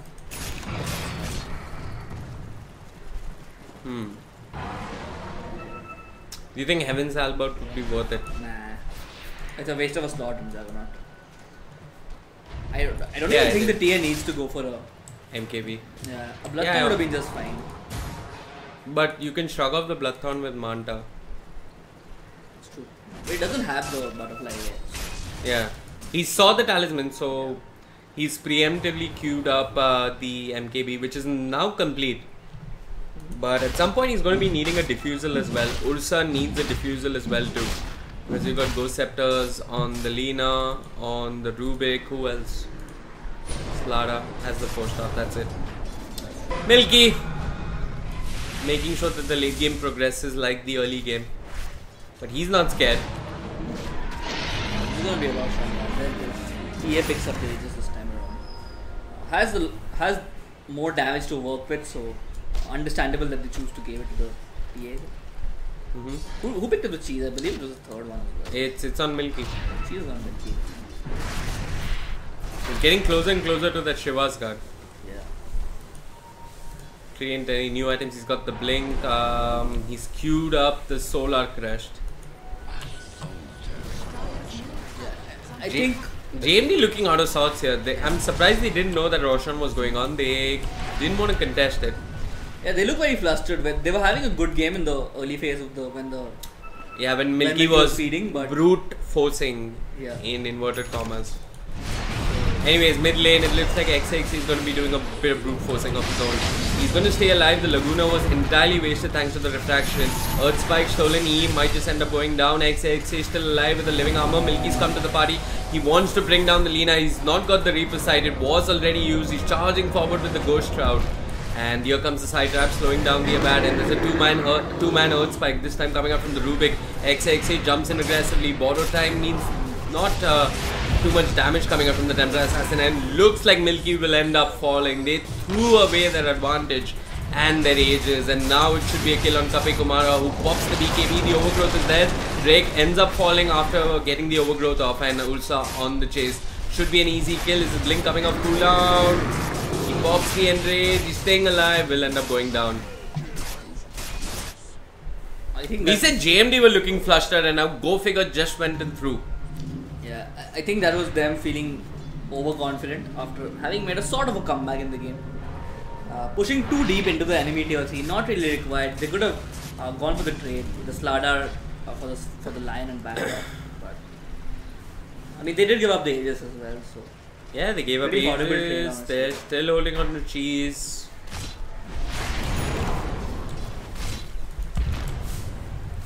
And looks like now the Dire feel confident to push for high ground, try and force out some buybacks, at least on the other side. Ooh, Rubik almost lifted up the TA there. So where's the Juggernaut go? We really need the Juggernaut to make this high ground push happen. If he's not there, it's not gonna happen, so they're gonna walk back. Casual triggering of stuff. This game is definitely going longer than it should for either side. And who do you think scales better into the late game? TA and Ursa or Lina and Juggernaut? I think Lina and Juggernaut scale better, but you can't count out the impact of a late game Reaper sight. That skill will definitely have a lot of impact. What is the Abaddon picked up? Lads and the Lotus. He's going for Shiva's himself as well. So not bad.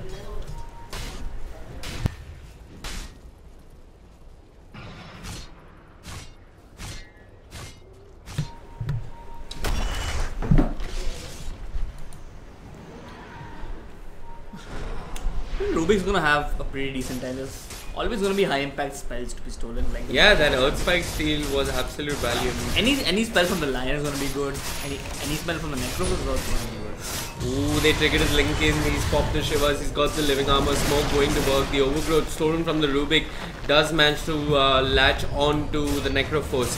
They're giving chase, XA, not much he can work with. That was an overgrowth, right? Or am I seeing things? That was an overgrowth. Okay, and was a stolen overgrowth. So, JMD, they're on the run. The side traps are slowing them down. The healing ward has been popped. It looks like, go figure, they're just going to group up and brute force once more. Not really. They're making a beeline for the bot lane. They're not confident to push the high ground yet. Okay.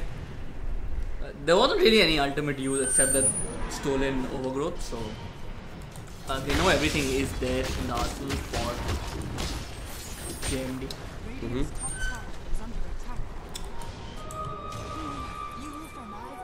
This tower, they might choose to defend it, but I don't see there being a lot of reason to.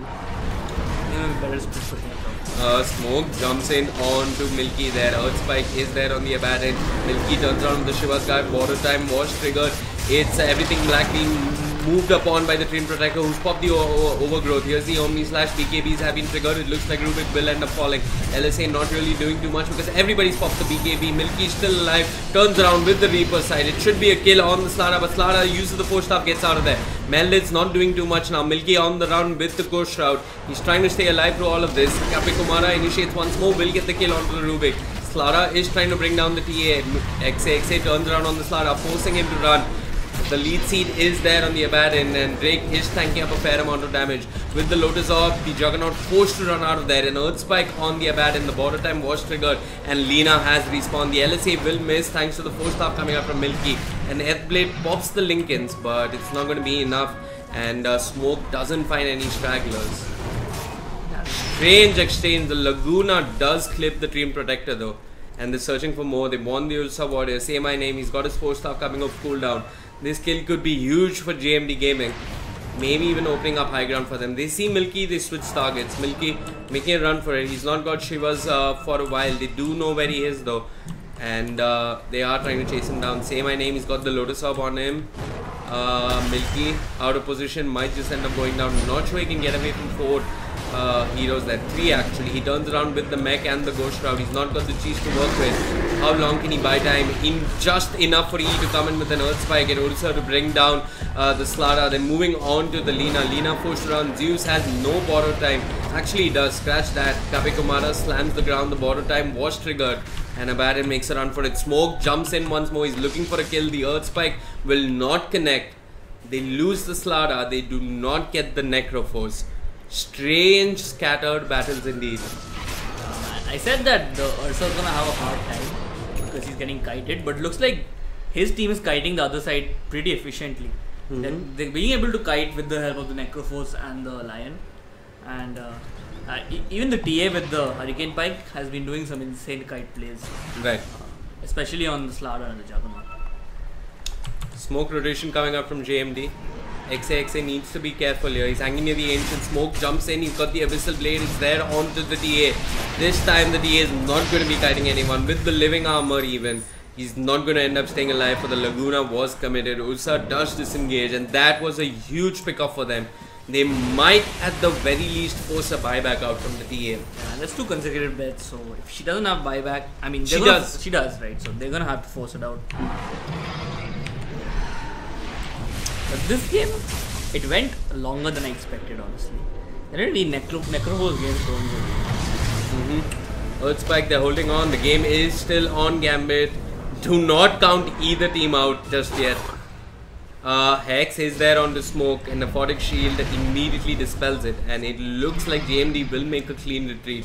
Caprikumara jumps in, slams the ground. He might get the Rubik who lifts him up. He pops the Enrage, breaks the Telekinesis. Elsewhere, Drake is giving chase. Smoke is on the run. Drake doesn't have overgrowth. And they have caught up the Abaddon. This could be a huge kill with the Reaper side and the finger. It is indeed. Rubik on the chase. XA doesn't get the hit off. And Rubik is quicker to blink out of there. With the Ghost Scepter, he should be fine. Do not see Smoke. Smoke does walk past the creep. The side trap is there, but he's just going to blink out of there. Maybe now it's go figure turn to force buybacks. Yeah, but it's just the Abaddon, I think. I mean, it's not the hugest loss. It will be if he doesn't have buyback, but I believe he does. Taking down the tier 1 bottom lane, looks like they have an engagement. The Laguna was committed. XX is still alive to all of that with the BKB 3-man Earth Spike, but is he going to get his blink off? 2 seconds, 1. No, he's not. The Dragon Slave does secure the kill. Meanwhile, mid lane, Rubik has initiated along with the Abad, and if I'm not mistaken, has bought back into this game. A kill on him could be huge, but it looks like Drake might just end up going down. He's got a gem, no detection coming up from the die. It should be fine. So they lose the Lion, and TA escapes. These fights have been so... These are not scratchy. fights, these are throws, and every throw has some team coming out on top. These are not planned. Yeah, no one's playing good in this game particularly. Yeah. Generally, once you get a significant advantage, you generally stop throwing. But looks like that's not going to be the case here. And we're at that point when heroes are starting to cap out. He is more or less capped out, right? Yeah, he is... Yeah. Real, I mean, Moonshot is next on the list here. Ooh, they do scout out Roshan. This could be the next huge point of contest. Smoke does have that Abyssal. With the Solar Crush on the Abaddon, this should be an easy Roshan. He jumps in with the Hex. This kill could be huge. It could be a death on the Juggernaut. This is exactly what they needed. The Earth Spike does clip the Rubik as well. And LSA is there, followed by a Crush, but it's not going to result in anyone dying just yet. Actually, scratch that line does end up falling, while Smoke does come to his... does meet his maker as well. Everything black on the Lina, trying to make a run. Pops the head plate on himself, turns around with the LSA. Will not get anyone in that LSA. And it looks like it's a Lion in exchange for a Juggernaut and a Rubik. The Radiant take that and they take Roshan soon enough. I think that's a worthwhile trade. A Lion for an Aegis is it's a trade they'd take any day. Absolutely, and hopefully now with this advantage, go figure, they can maybe siege high ground. And look at what Necros is building. He's building a Silver Edge to try and take the passive of Abandon, I believe. Yeah. Borrow time. Capikomara, he moved in, pops the average, stays alive, the Crush is there, clips onto 2. Some serious damage coming up from Lina with his Fury Souls. But Radiant, they've got the living armor to work with. They'll just go for round 2 once more. Eyes on the Slada. He's looking for that big crush into an LSA. Actually, just an LSA on the Necrophore. He's tanking too much damage. He pops the mech. They've got the Overgrowth. Say my name on the Slada will end up falling. Kapikumara moves on to the Abaddon. Lina forced to run away because of the Temporal Assassin, who's standing on the front lines and doing some serious damage. He's forced to pop the Refraction. Has got the Aegis. And there is a buyback on the Slada. I think go figure it, should just get the hell out of here. XX, he's got the Aegis, doesn't want to lose it like this. Say my name with the 2-man crush. Ursa jumps in on the Rubik. Elsewhere, Abaddon being focused with the Earth Spike. XX is still alive, will end up going down. The border time does trigger. And a 2-man crush comes up from Say My Name. Smoke has come TP to his shrine, but he's X'd up. XXA is trying to focus him down, but the Omni Slash is there, and it looks like TA might just end up going down. Instead, they've lost the TA, they've lost the Aegis, and once again they've thrown away the advantage with Milky in between 4 Radiant Dire heroes. What was he thinking? I think that fight went... they should have turned tails and run as soon as Juggernaut was back, but yeah, these are some very, very cloudy plays coming out from both sides. And there's no buyback on the Templar Assassin. Just maybe this might be go time for JMD Gaming. They walk up the high ground, they got the Lotus Up on the Juggernaut. There really is no damage at the TA. Ursa has been not doing too much. Ooh, Slaughter, huge 3-man crush. Smoke jumps in, he wants E on the line, who's got the 4-staff, runs to the shrine. It looks like Smoke might have to run out of there. The Enrage being popped as well on the Ursa Warrior. The tower, the tier 3 tower dropping low. E jumps in, Earth Spike onto 2, but no damage coming out. The Earth Spike now stolen by the Rubik, who could land a huge one himself if Slaughter gets the crush that they've been looking for. Either way, they're taking down the racks. Milky trying to do his best. He's been forced off aggressively by the enemy spot. The crush will not connect. Drake jumps in, Overgrowth onto everyone, but where's the follow-up damage? The LSA is there. 2-man Earth Spike from the Rubik, and with the Laguna, it's an easy kill for the Lina. They're moving on to the Necrophores. He pops the mech, but it means nothing so late in the game. It's a buyback on the Train Protector, but what's he going to do? Head played on the line, not bring him down just yet. JMD Gaming, they moved on to the other objective here, which is the bottom tier 3 and that lane of racks as well. TA not up for 27 seconds. Ursa jumps in with the BKB with the enrage. Might get the kill on the Rubik. Will get the kill on the Rubik. E hugging his shrine, trying to do something. Slada turns around with the corrosive ace. The impale is there, but is it enough? E dropping low, forced around with the corrosive ace. And it looks like JMD Gaming have just done it. They've taken 2 lanes of racks. And now go figure on the back. They could have gone for the third one as well, but the tier 2 was up, unfortunately. So, yeah, I think what happened was one team decided that, look, enough of throwing, let's just calm the fuck down and just freaking go for the racks. And yeah, both teams had the potential to finish the game when they wanted, and then since then it's been a back and forth fight. This Necroforce is slowly falling off. So he is not offering too much in the game, honestly. Yeah, as is the Ursa. I believe it's the Ursa's impact on the game has become more or less negligible. She can go. He's trying to jump the Rubik, but the Rubik has a ghost after. Yeah, he needs a diffusal badly. It's not a diffusal, at least an abyssal, so he can at least finish off the target he started on. Right. And with that advantage, Dire side is back in the own half. They'll try to group up and push the top lane because that's the only lane where the objectives left.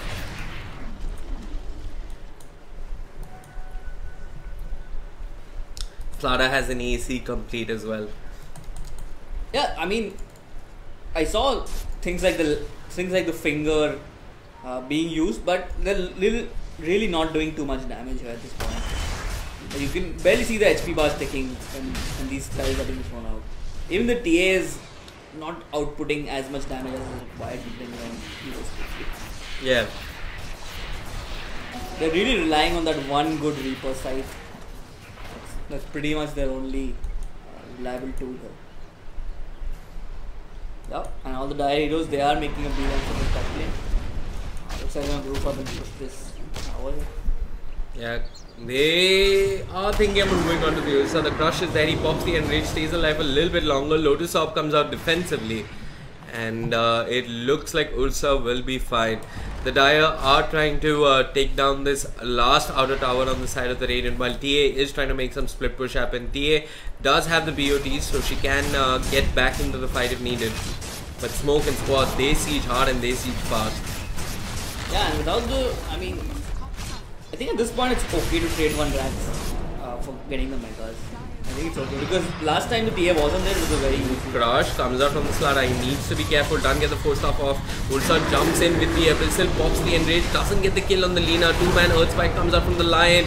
It looks like Kape Kumara is horribly out of position. The finger did nothing in the team fight. Necro does heal up, but it means nothing here. It looks like he will be brought down. Smoke with the Omni Slash doing not too much work, honestly. He pops the Blade Fury. They get the kill on the Necroforce. They should just focus on the objective. They bring down Drake. The Headblade is there on the line with the LSA. Rubik comes into the party as well. Hex has been stolen. Should be a kill on the line. And this should probably be the game Gambit. GG well played is called out from E on the line. And we are going to a game number 3. That game can be summed up with number 644. 3-2-2 from both sides. And hopefully we have a much more crisper game. It's game 3. I understand both teams are pretty flustered and fatigued, but hopefully with a better draft. I think Necroforce, yeah, they picked it twice. It worked once, it didn't work the second time. I would honestly want to see something like a Magnus being picked up. That hero has been pretty popular. Okay. But no love from both of these squads. Okay, folks, do not go anywhere. This is the Cobx Gaming Indian Esports Championship. My name is Vivek. With me is Gambit. We'll be back with game 3 shortly.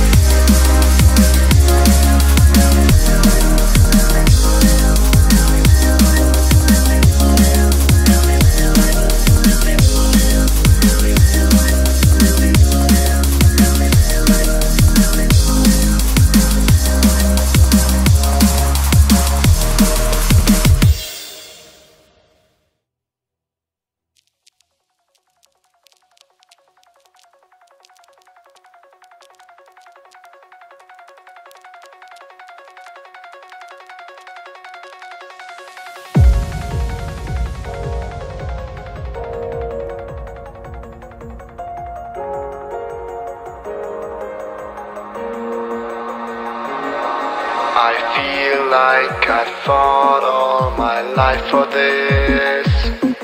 This one part, this 1/3 I've always missed. No, just don't let it go. I started the fight, but now I'm losing. So will I fall again? I'm scared of heights, yet it was me who ran away.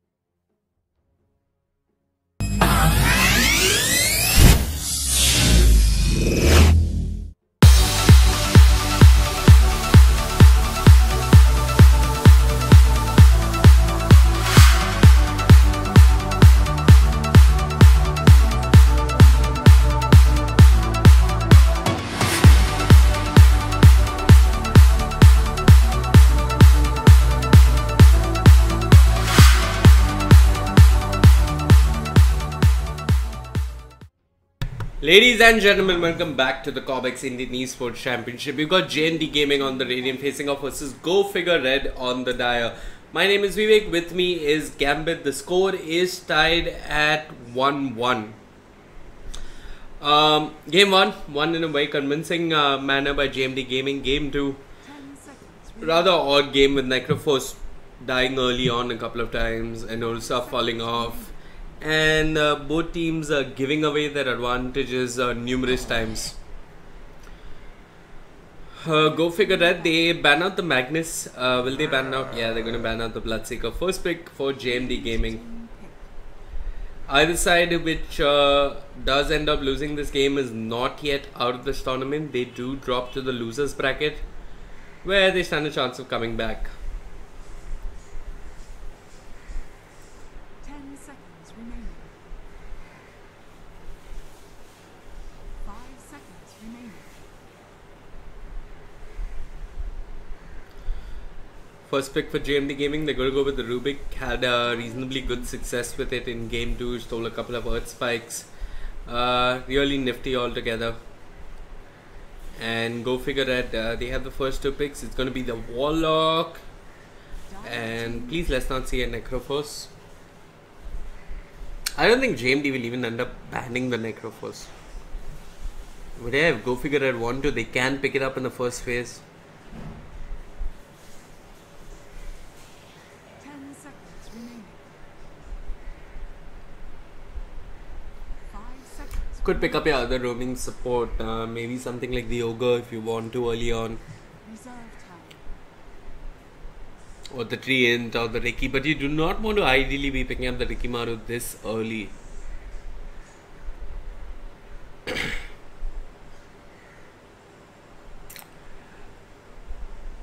Could do well with roaming support like the Slaughter as well, not too shabby, but they're going to go with the Axe. Radiant team pick. So we won't be seeing an offlane Necrophos at the very least. JMD Gaming, they know what they're up against in the safe lane. Do they pick another strong support which can help them deal with the Axe? 5 seconds remaining. Reserve time.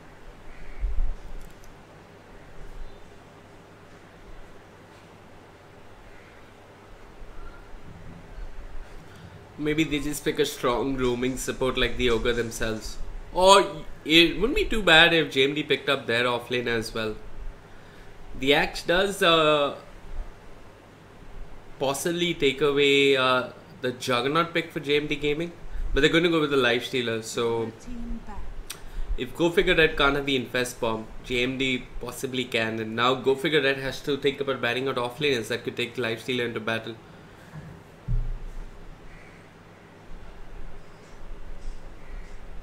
10 seconds. The Centaur.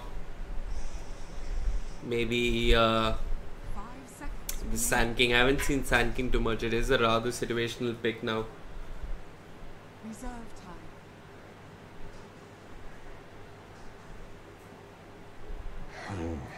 Yep, they're going to take away the Sand King though. Radiant team back. Okay, I am back. Hello. What's been going on? Oh, this time the Magnus gets banned out, man. I said Magnus last time. It looks like they were stream sniping. Team back. They heard me and they banned the Magnus out. Not cool, guys. Not cool. Well, if they were truly stream sniping, this game would, or rather should end up having a lot more discipline coming up from both teams. I mean, there's a delay, right? Yeah. Doesn't really matter. Seconds remaining. And it's an online format, so I can't even blame anyone for stream sniping. A lot of teams do it anyway. In online tournaments? Yeah. With the delay? Yeah. You leave it open, right? So you have somewhat of a read. Even if there's a delay, you come to know what items they're queued up and stuff like that. Right. But I believe the Cobx finals is the LAN finals. It's Uh, not confirmed. no, nothing's confirmed. 5 seconds remaining. We are left hanging just as you guys are. In case it is, we'll find out. Dire team. But JMD Gaming, they go for the Lifestealer again. It did not work out too well the first time. Mm-hmm. And instantly there's an axe counter. No, I think the axe was picked before, right? Do you think, yeah, the axe was picked before. Do you think Go Figure Red could just pick up the Luna again? They could. I think they definitely have the options open. There hasn't been anything significant banned out that they were looking to pick up, I believe. 5 seconds remaining. Mid lane pool is pretty open. They even have the Ricky and the Triad and the Monkey King, even the Slada for that matter, in the pool as well.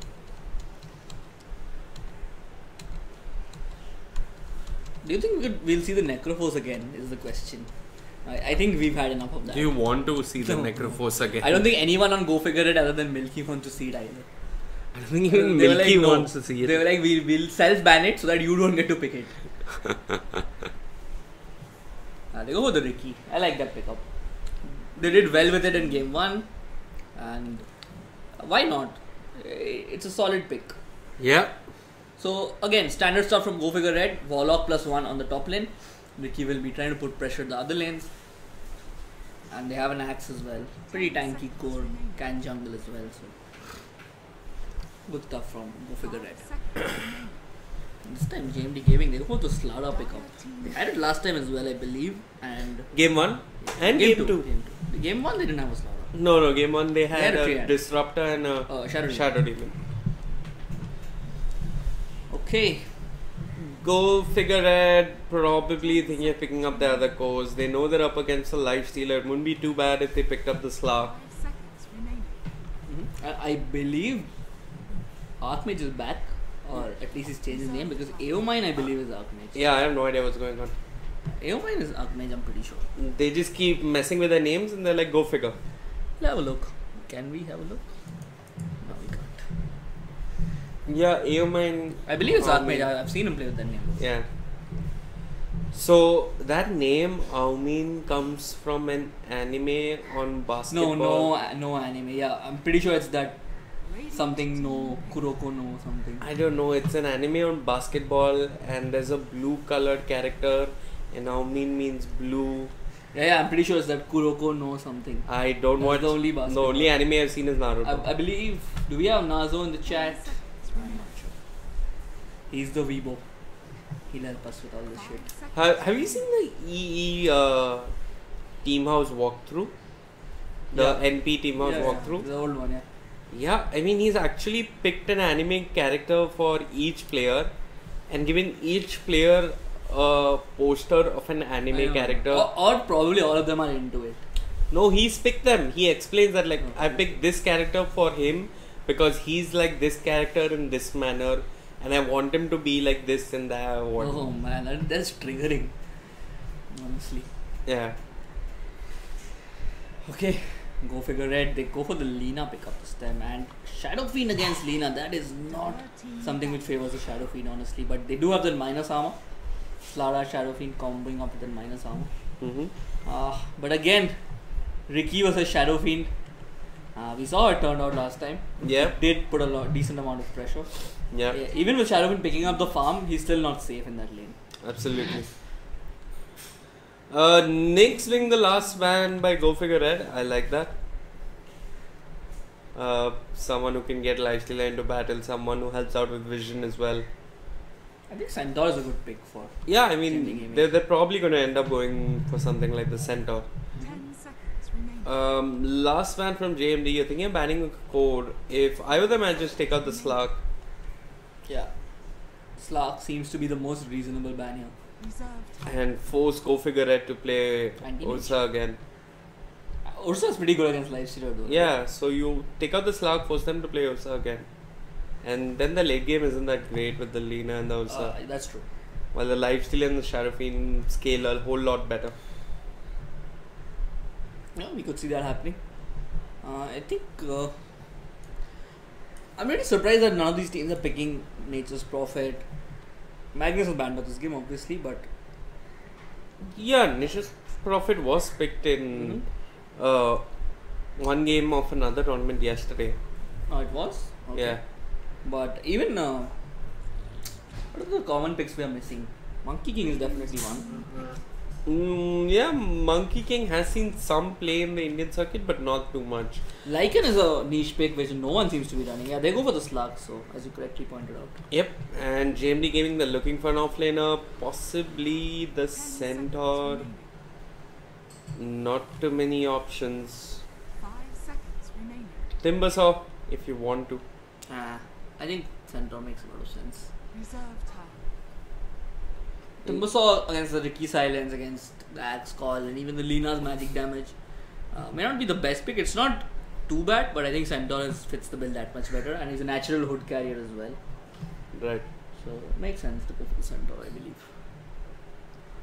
Unless they have something really crazy. Yeah, they go for the Centaur. Last pick for Go Figure Red, they're looking for a core. Arsa? The obvious choice is Arsa. But they Go Figure, they're not obvious. They pick heroes like the Necrophos. I mean, they could go for a traditional carry like the Anti-Mage or the Morphling as well. 10 seconds. And that they are always going to match up well against heroes like Lifestealers. So I could see those being picked up. They have a lot of time to work with. They go for the Terror Blade. Yeah, interesting. That's it's going to be a hard lane, I feel. Terror Blade Warlock against Centaur. Centaur should be able to get a decent Yeah, amount. Centaur will get his farm, but I don't see Lifestealer being able to bring down the Terror Blade. It's going to be hard. Unless Slaughter jumps right on top of him with the Lifestealer. Okay, so finally, Milky's back on support. Like you had enough fun with Necrophos. Back to your Warlock, back to your Disruptor. Yeah. Go sit in lane and babysit the carry. Yeah. We've relegated him back down to that very boring safe lane babysitting support. And looks like Archmage is on the Lina now. 10 seconds remaining. Both lineups look pretty decently, but I think the Centaur has an edge over each of the heroes for Go Figure Red. So I'm going to give the edge to JMD Gaming, but as we saw earlier, Go Figure Red, they did play. I mean, they did play a bit slightly better, honestly. They had better decision making. That's probably the only separating factor I would say in these drafts here.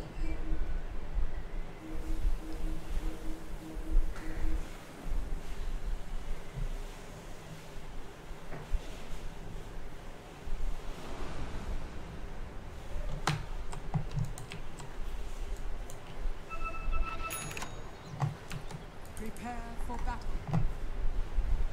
Okay. Last game of the series. Let's quickly run through the lineups here. On the side, damn, my keyboard is not working. Gambit, could you disconnect and reconnect the keyboard? Sure, man. That's what I'm here for.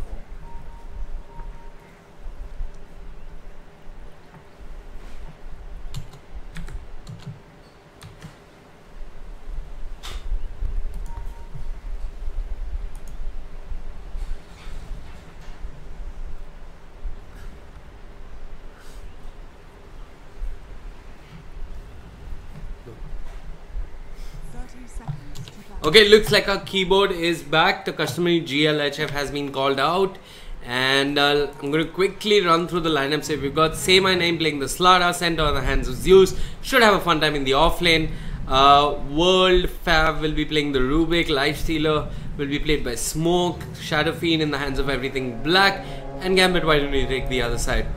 Okay, for the side of Go Figure Red, we have Kape Komara on the Terror Blade. We have Aksa on the Axe. We have Drake on the Rikimaru, we have Milky on the Warlock, and we have Archmage who's playing the Lina.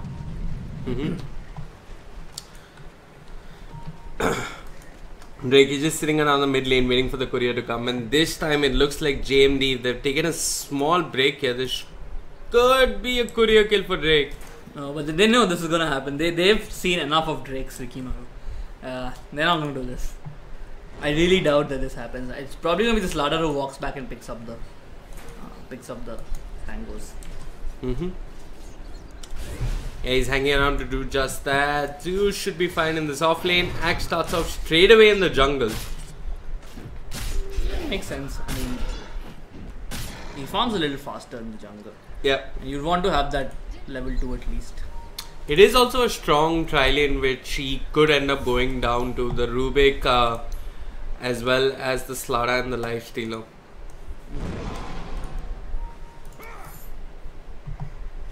The Courier and versus the Ricky battle is still happening in the mid lane. Yeah, poor little Courier, man. Too much pressure on him early on. You're just a little donkey. And he's still standing right there. And Drake standing right at the edge of the true side vision. I don't think he'll be able to get that. Yeah, the Courier walks back as well. This is not working out. Drake needs to rotate. He's still level 0 or 1 for that matter.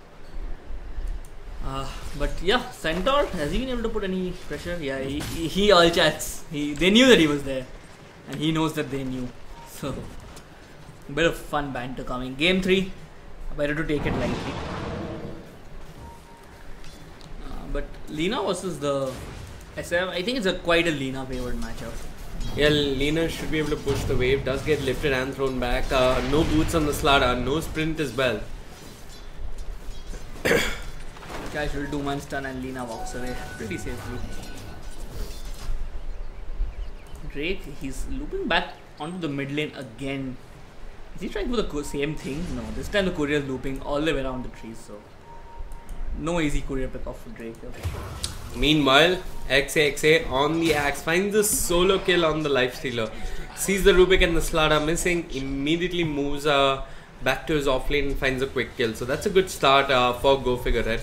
I think that's more or less lane 1, you can say. When you're off lane and you get a solo kill on the enemy carry, that's top lane looks like they want to bring down the Centaur as well. Go Figure Red, they look like a completely different squad altogether, and with the metamorphosis, yeah, it's too early to push, but why not? Yeah, they can get some chip damage on the tower, but it's used more or less only for the kill, and I think it's pretty worth it. They're not going to be needing it anytime soon. It's not like terribly needs to rotate out. Yeah, it's been taking a lot of damage with the return though. That's the problem. But yeah, comparing the offlaners, definitely Axe having the better time getting that one solo kill as well. Yep, Axe is ahead in terms of items as well. He's got the Iron Talon complete, is getting the Tranquil boost rather quickly. So he's definitely off to a better start than Zeus, who I presume would be having the better time here, going up against a Terrorblade and a Warlock. No real lockdown between both these heroes. Yeah, they just have to beat down on the Centaur, and in the process they're going to take a little bit of damage as well. So I didn't foresee it to be a very hard lane for the Centaur, but maybe with the Ricky rotating in another Orb of Venom slow, they just had enough damage to make it work. I mean, quite obviously you can't leave the Axe solo with a melee carry. He's going to destroy him. Right. So credit where it's due. They didn't make space for the Axe. And as we thought, the Lina has been pulling pretty far ahead in the mid lane, leading by almost 10 creeps. Picks up a regen rune as well. This is going to make his laning that much more easier. He should be able to keep the Shadow Fiend at mid HP so that he can't be too aggressive. And yeah, this looks to be pretty standard. I don't think the Shadow Fiend should die, at least not till the Lina reaches level 6, unless he misplays it completely. Well, here comes the Rubik with a little bit of help. The first raise is there. The LSA clips onto Armin. He's got the regen rune. Another rage does halt the regen rune. The crush being pump faked by Say My Name. Armin turns around. LSA will clip. Has he got any support coming in? In fact, there's a Centaur on the way. Not really what you're expecting. He's running into the Centaur. Centaur does end up getting stunned. And can Armin get his way out of here? Here comes the Warlock with the Shadow Word. It's 4 heroes rotating for Alina. And all this is more space for the Axe to get some farm. Yeah, that was just Archmage pulling the blinds on the enemy heroes, and Ricky's also looped around on the Lifestealer. You think they can try and go for a kill? No, they're just gonna go and do the standard, very annoying creep block or the lane block. It's not so bad for the Lifestealer because he's one of the heroes who can last it pretty easily under the tower. So not all is lost, but yeah, he needs to be really scared about getting picked off. One Orb of Venom slow with the Ricky, and Axe walks in with a call, and it's a pretty easy death, especially if he's in between creeps. He is tracking the Rubik now. I think he wants to dispel the smoke, but he must have also seen the dust. So that gets randomly popped. He's got backup coming in. Not sure what the Rubik is thinking. Lifts up the Ricky, tosses him back, and XXA just takes the bounty route. He's sitting at a good 1000 gold, which is a really good start. 6 minutes in, along with the Iron Talon as well as the Tranquils. And he's sitting at level 6 as well, while Centaur himself hasn't reached level 6, I believe. Yeah, he's still level 7. Just hit level 5. So quite a bit of disparity in terms of offlaners, and what a whiffed crush there by Slaughter. Just getting a little bit too itchy on his foot. And yes, Shadowfiend slowly catching up. The lead was 10, now it's down to 8, but Alina's still having a good time and should be able to make some rotations happen pretty soon. Yeah, actually, the Radiant just need to play this passive. Their cores only get stronger as the game goes later. The Dire will be looking to fight early on with the Lina and the Warlock. Maybe they just need to wait for Centaur's Blink Dagger, but Slara is running in, he gets the crush off, Zeus too far off, doesn't have Stampede, is in range for the Oof Stomp, will get it off as well, but both of them are chasing separate targets, and in the end they'll get no one.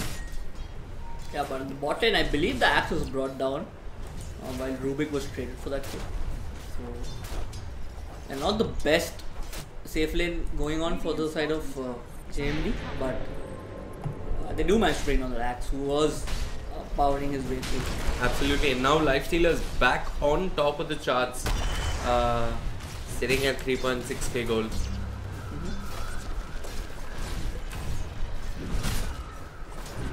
And looks like the introduction of Archmage into the lineup has actually had a quite a significant effect. Meanwhile, two-man smoke screen. This should be a kill on the Rubik. Slara going in for the crush. The upheaval is there as well. Slara goes in, gets the crush out, but Hashtag Blade got enough damage, enough range to bring down the Slara. Not yet. Maybe they do some chip damage to this tower.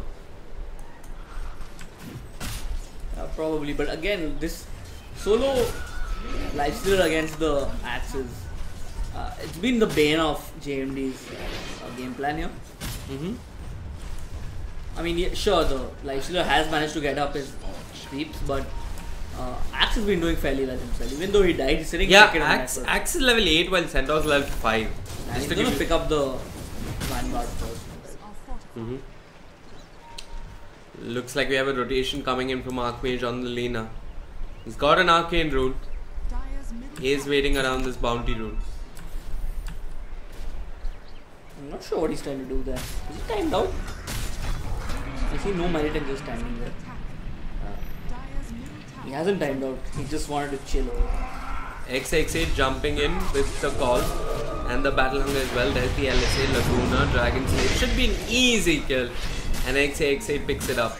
No vision coming up from the Radiant, keeping the safe laner alive and healthy. And the Dire just waiting to punish that. That should have been spotted by JMD. Lina had been missing from the mid lane for quite a while. Maybe it's go time for the Dire. Maybe they try to find a pickup from the top lane. But it's hard, quite hard.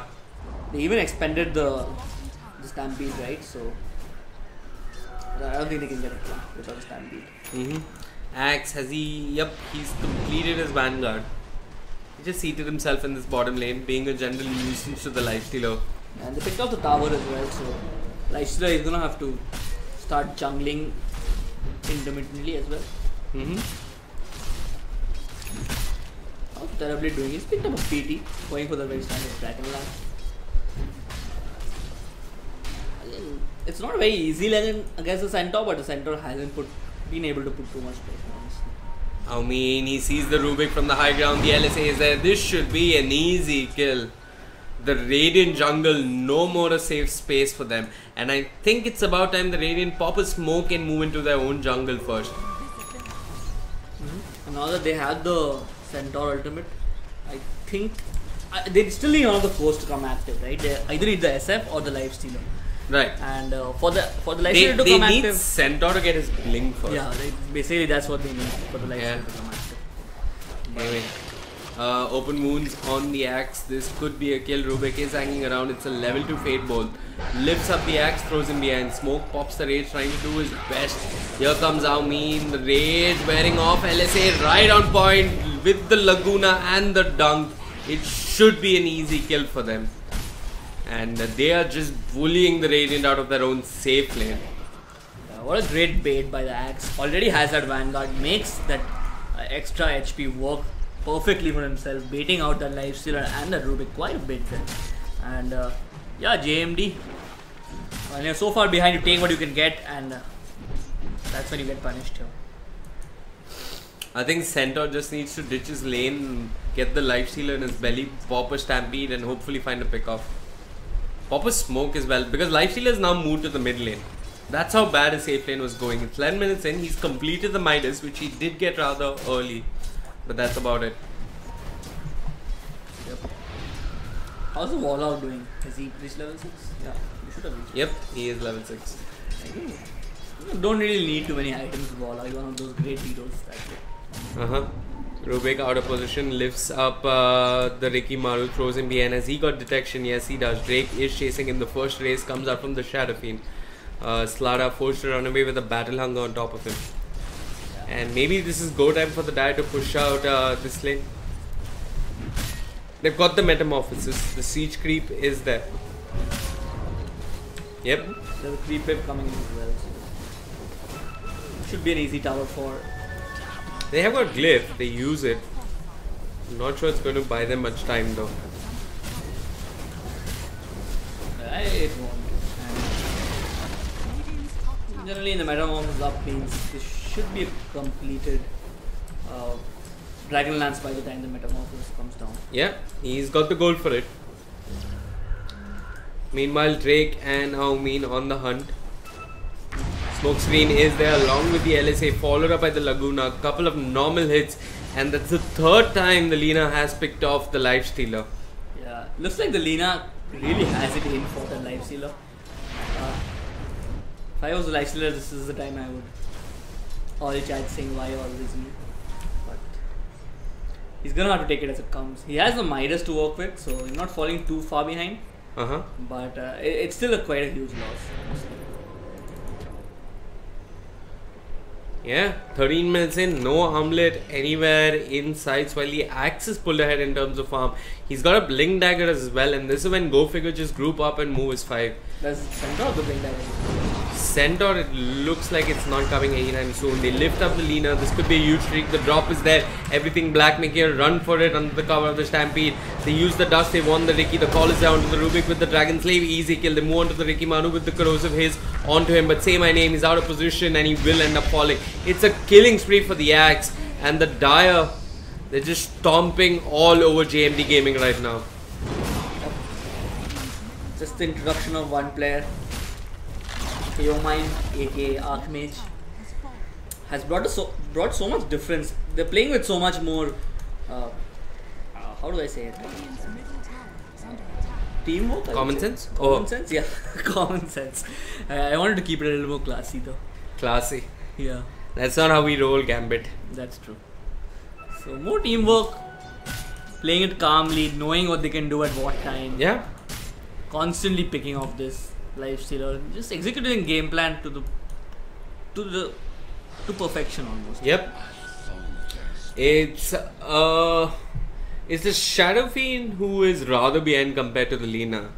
The entire Radiant is behind by 6,000 gold, which is rather significant 14 minutes in. That's pretty significant, I would say. How's everybody else looking in terms of items on the Radiant? I mean, all I see is Tranquil Boots and Boots and Boots and Boots. That's about it. Lina already with that, I think she should have her completed Agnum Scepter. Agnum Scepter, I think. You don't rush Bloodthorn, man. Bloodstone. Yeah. Oh yeah, it's probably a Bloodstone this early. Archmage has disconnected. Should be back shortly. Someone did say that he had gone for an exam, so I'm not sure whether he's come to the cafe where they're playing at or. What is he writing from his playing from his No, college? or he could have gone back home, so he might have a different internet connection. Right. What are these two walls down here though? That's called a fuffle. Oh no, one's about to explode, so it's okay. Okay. This word is strange. It gives you a vision of the shrine though. It gives you a vision of the shrine, the room, bounty, I and think it's decent enough.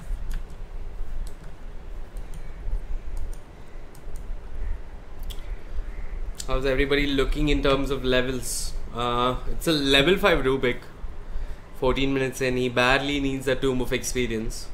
Yeah, I think after pushing, they've taken all the tier 1s, right? So I think maybe a couple more pickoffs and then the dial look towards something like the Roshan. With the Metamorphosis up, they should be able to do it pretty easily. What do you do as the Radiant though is the question. I mean, you probably just walk the hell out of the map, wait for Zeus to get his blink. I think Zeus gets a blink, you smoke and try to take a good fight on the back of that. But yeah. Again, we get counter called by their axe. It's going to end up in... It's probably going to end up... the game's probably going to get over right then and there. They don't have that many lives to play with. Yeah, so... I mean, that's just the nature of how the early game went. Look at Drake and Sayman, and they're going to try and battle for the rune. There is a dust on the Slara as well. They start out the LSA perfectly on point and an easy kill for the Lina. I don't think he's missed a single LSA. I think Archmage had the best exam of his life because he's certainly playing some of the best Dota of his life here. Drake on the hunt, he does see the Rubik. Or he probably had the worst one and he feels the need to make up for it in Dota. Could be. Drake, he's out of position. The dust did clip him. 1 race, 2 race, Fade Bolt, Smoke Screen. Is it enough? Tricks of the trade. He's holding on to it. He's waiting for the dust to wear off. There is no TP rotations coming up from the Radiant. And the Dire say thank you very much. We'll just move on to take your tower. Yep. And where is the TB? He's not left the top lane and the jungle since forever. I don't think he's ever left it for that matter. I think he's only going to come after his Manta style is complete. Yeah. Look at that. Taunting the enemy, dropping the energy booster right in front of the tier of the tower. Taunting the centaur to blink in and try and take it and destroy it for that matter. 11-2 is the score, and honestly, the Radiant have a very, very long road ahead of them. I'm not even sure I can fully see their path to victory. I wouldn't be too worried if this was the score. But Lifestealer had his armlet and maybe another item. I mean, he's getting it. I think he has it, right? Yeah, but maybe he is a little behind. Little is understating it. We do have another pause coming, and this time it's Milky who has disconnected. So, what is the prize pool like for Cobx? 5 lakhs what the winners get? For Dota. For Dota. And how much do the winners get? 2 lakhs. That's not bad for an entirely online tournament. Yep, something like that. We have a filler video that plays in between games, so it does let you see the exact breakdown of the prize pool.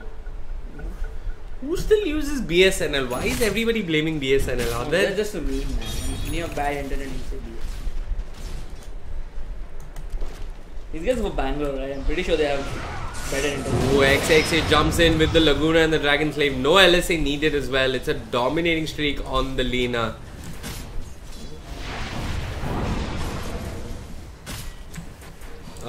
Another outer tower under siege. Drake, is that a Radiant Sentry? I think that is.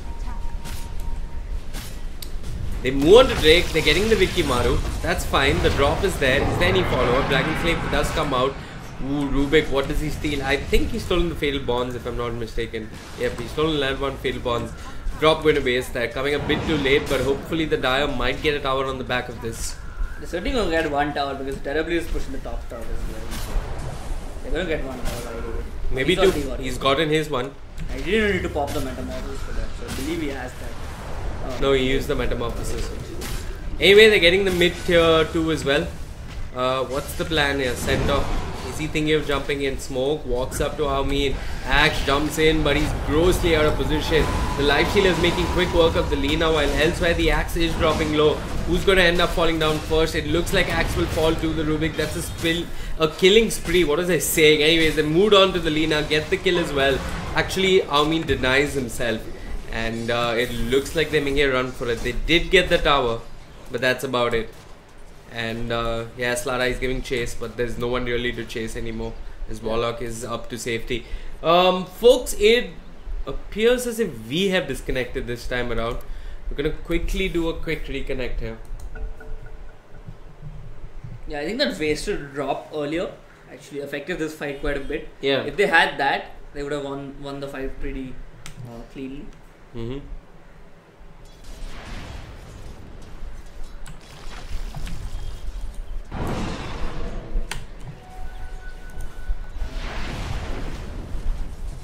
Yeah, unfortunately Lina goes down, but she was almost instantly back up.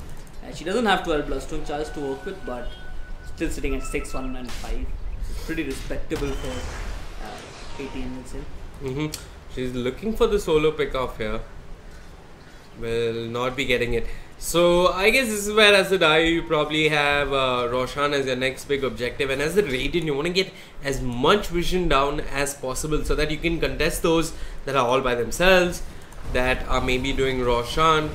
You want to get as much vision as possible to survive in this part of the game, and try and look for a pick off before they come to your base.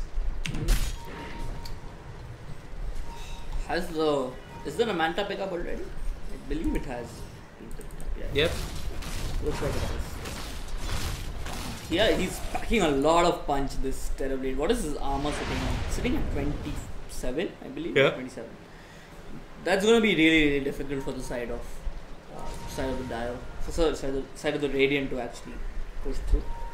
But with the burst from the Centaur and the Infest pop out, they might have.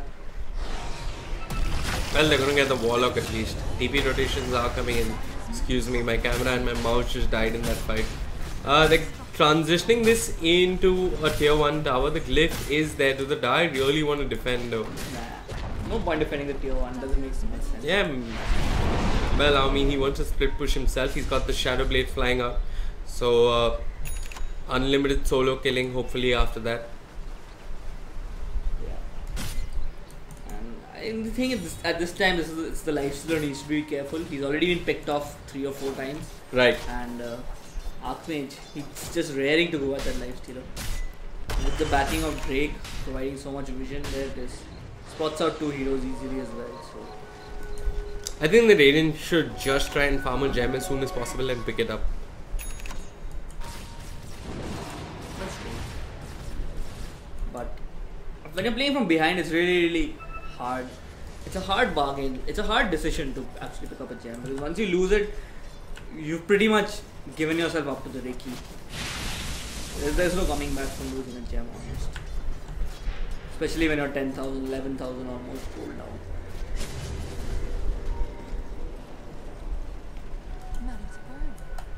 Drake still giving his team a lot of vision and information. It looks like the Radiant, they're grouped up in their base, maybe thinking about a smoke. The Dire, they've not yet moved into the Rosh pit. No vision coming out from the Radiant around the Rosh pit just yet. I think they should be looking at going into Roshan now, and then probably securing one of the outer tier 3s so that they can go for the shrines, or maybe the one of the tier 3s first, then the shrines, and then Roshan. But again, that's a bit risky. They have good ward vision covering the entrances to the Radiant base as well, so they know who's moving out at what time. There's one in the bot lane and one in the mid lane, so Yeah. they have eyes on the Radiant pretty much all the time. I like what the Radiant are doing. They're pretty much 5-manning wherever they can around sentries. They're trying to get this D-ward off. Yeah, this is rather crucial. But the Dire, they're not too concerned about Roshan and vision around Roshan. They're just going to group up as 5 with the Metamorphosis, with the Manta style. Maybe just push down this bot lane. And can the Radiant hold is the question. Now Meanie's got the Shadow Blade. He's looking for a pickup. Thinking about it. Doesn't have vision. Oh, but the call is there from XXA. This should be an easy kill with the smoke screen. There's no backup to come. And it looks like they're already fighting us for. The Shadow Fiend does have buyback. The Terrorblade has the Metamorphosis. Upheaval being channeled. The Glyph of Fortification being used as well. Slardar trying to do his best. He's got the Corrosive Haze on the real Terrorblade. But is that enough though? Look at the Upheaval slow. Not letting anyone come close even. Lifestealer walks in with the Wraith. Centaur jumps in. But there's a smoke screen and a drop. It should be 2 quick kills. One on the Lifestealer and one on the Centaur as well. And How Mean with the Laguna Blade brings down the Slardar. Only the Slardar has buyback at this point for the Radiant. This could be more than a lane of frags with the Terrorblade. And go figure, they're ending game 3 in a clinical fashion. Yep, last game they looked very scrappy and very disoriented, but This game, they came with a set game plan. They executed perfectly, and they're more or less recovered for themselves. It's going to be 2 racks saving them a lot of time. I'm trying to a lot of money coming into the pocket for Diogo. I think this game is almost unwinnable at this point. Yep. You can't really kill them. Ricky jumps in with the tricks of the trade and the dunk. It's a quick pick off on the Rubik. Yep. How do you come back as the Radiant? You come back in edition number 2 of the Cobx Gaming Championship. I mean, you can still come back from the bottom side of the bracket. You come back from the lower bracket actually.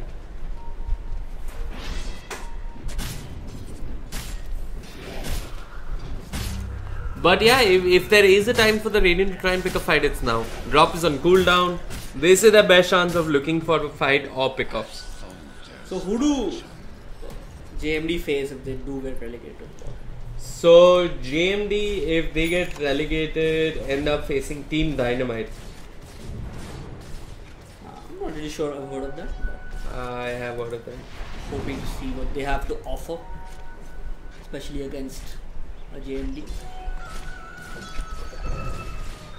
So looks like both these two teams are sponsored by their respective cafes. That's what's on one side. I'm pretty sure JMD is sponsored by the cafe. JMD is, if I'm not mistaken, JMD is the name of the cafe or some such. There used to be a CS team by that name as well. Really? Yeah. Anyway, bot lane, LSA Army, solo kill potential, finds the centaur, brings down the centaur. And was that a centaur with a hood? No.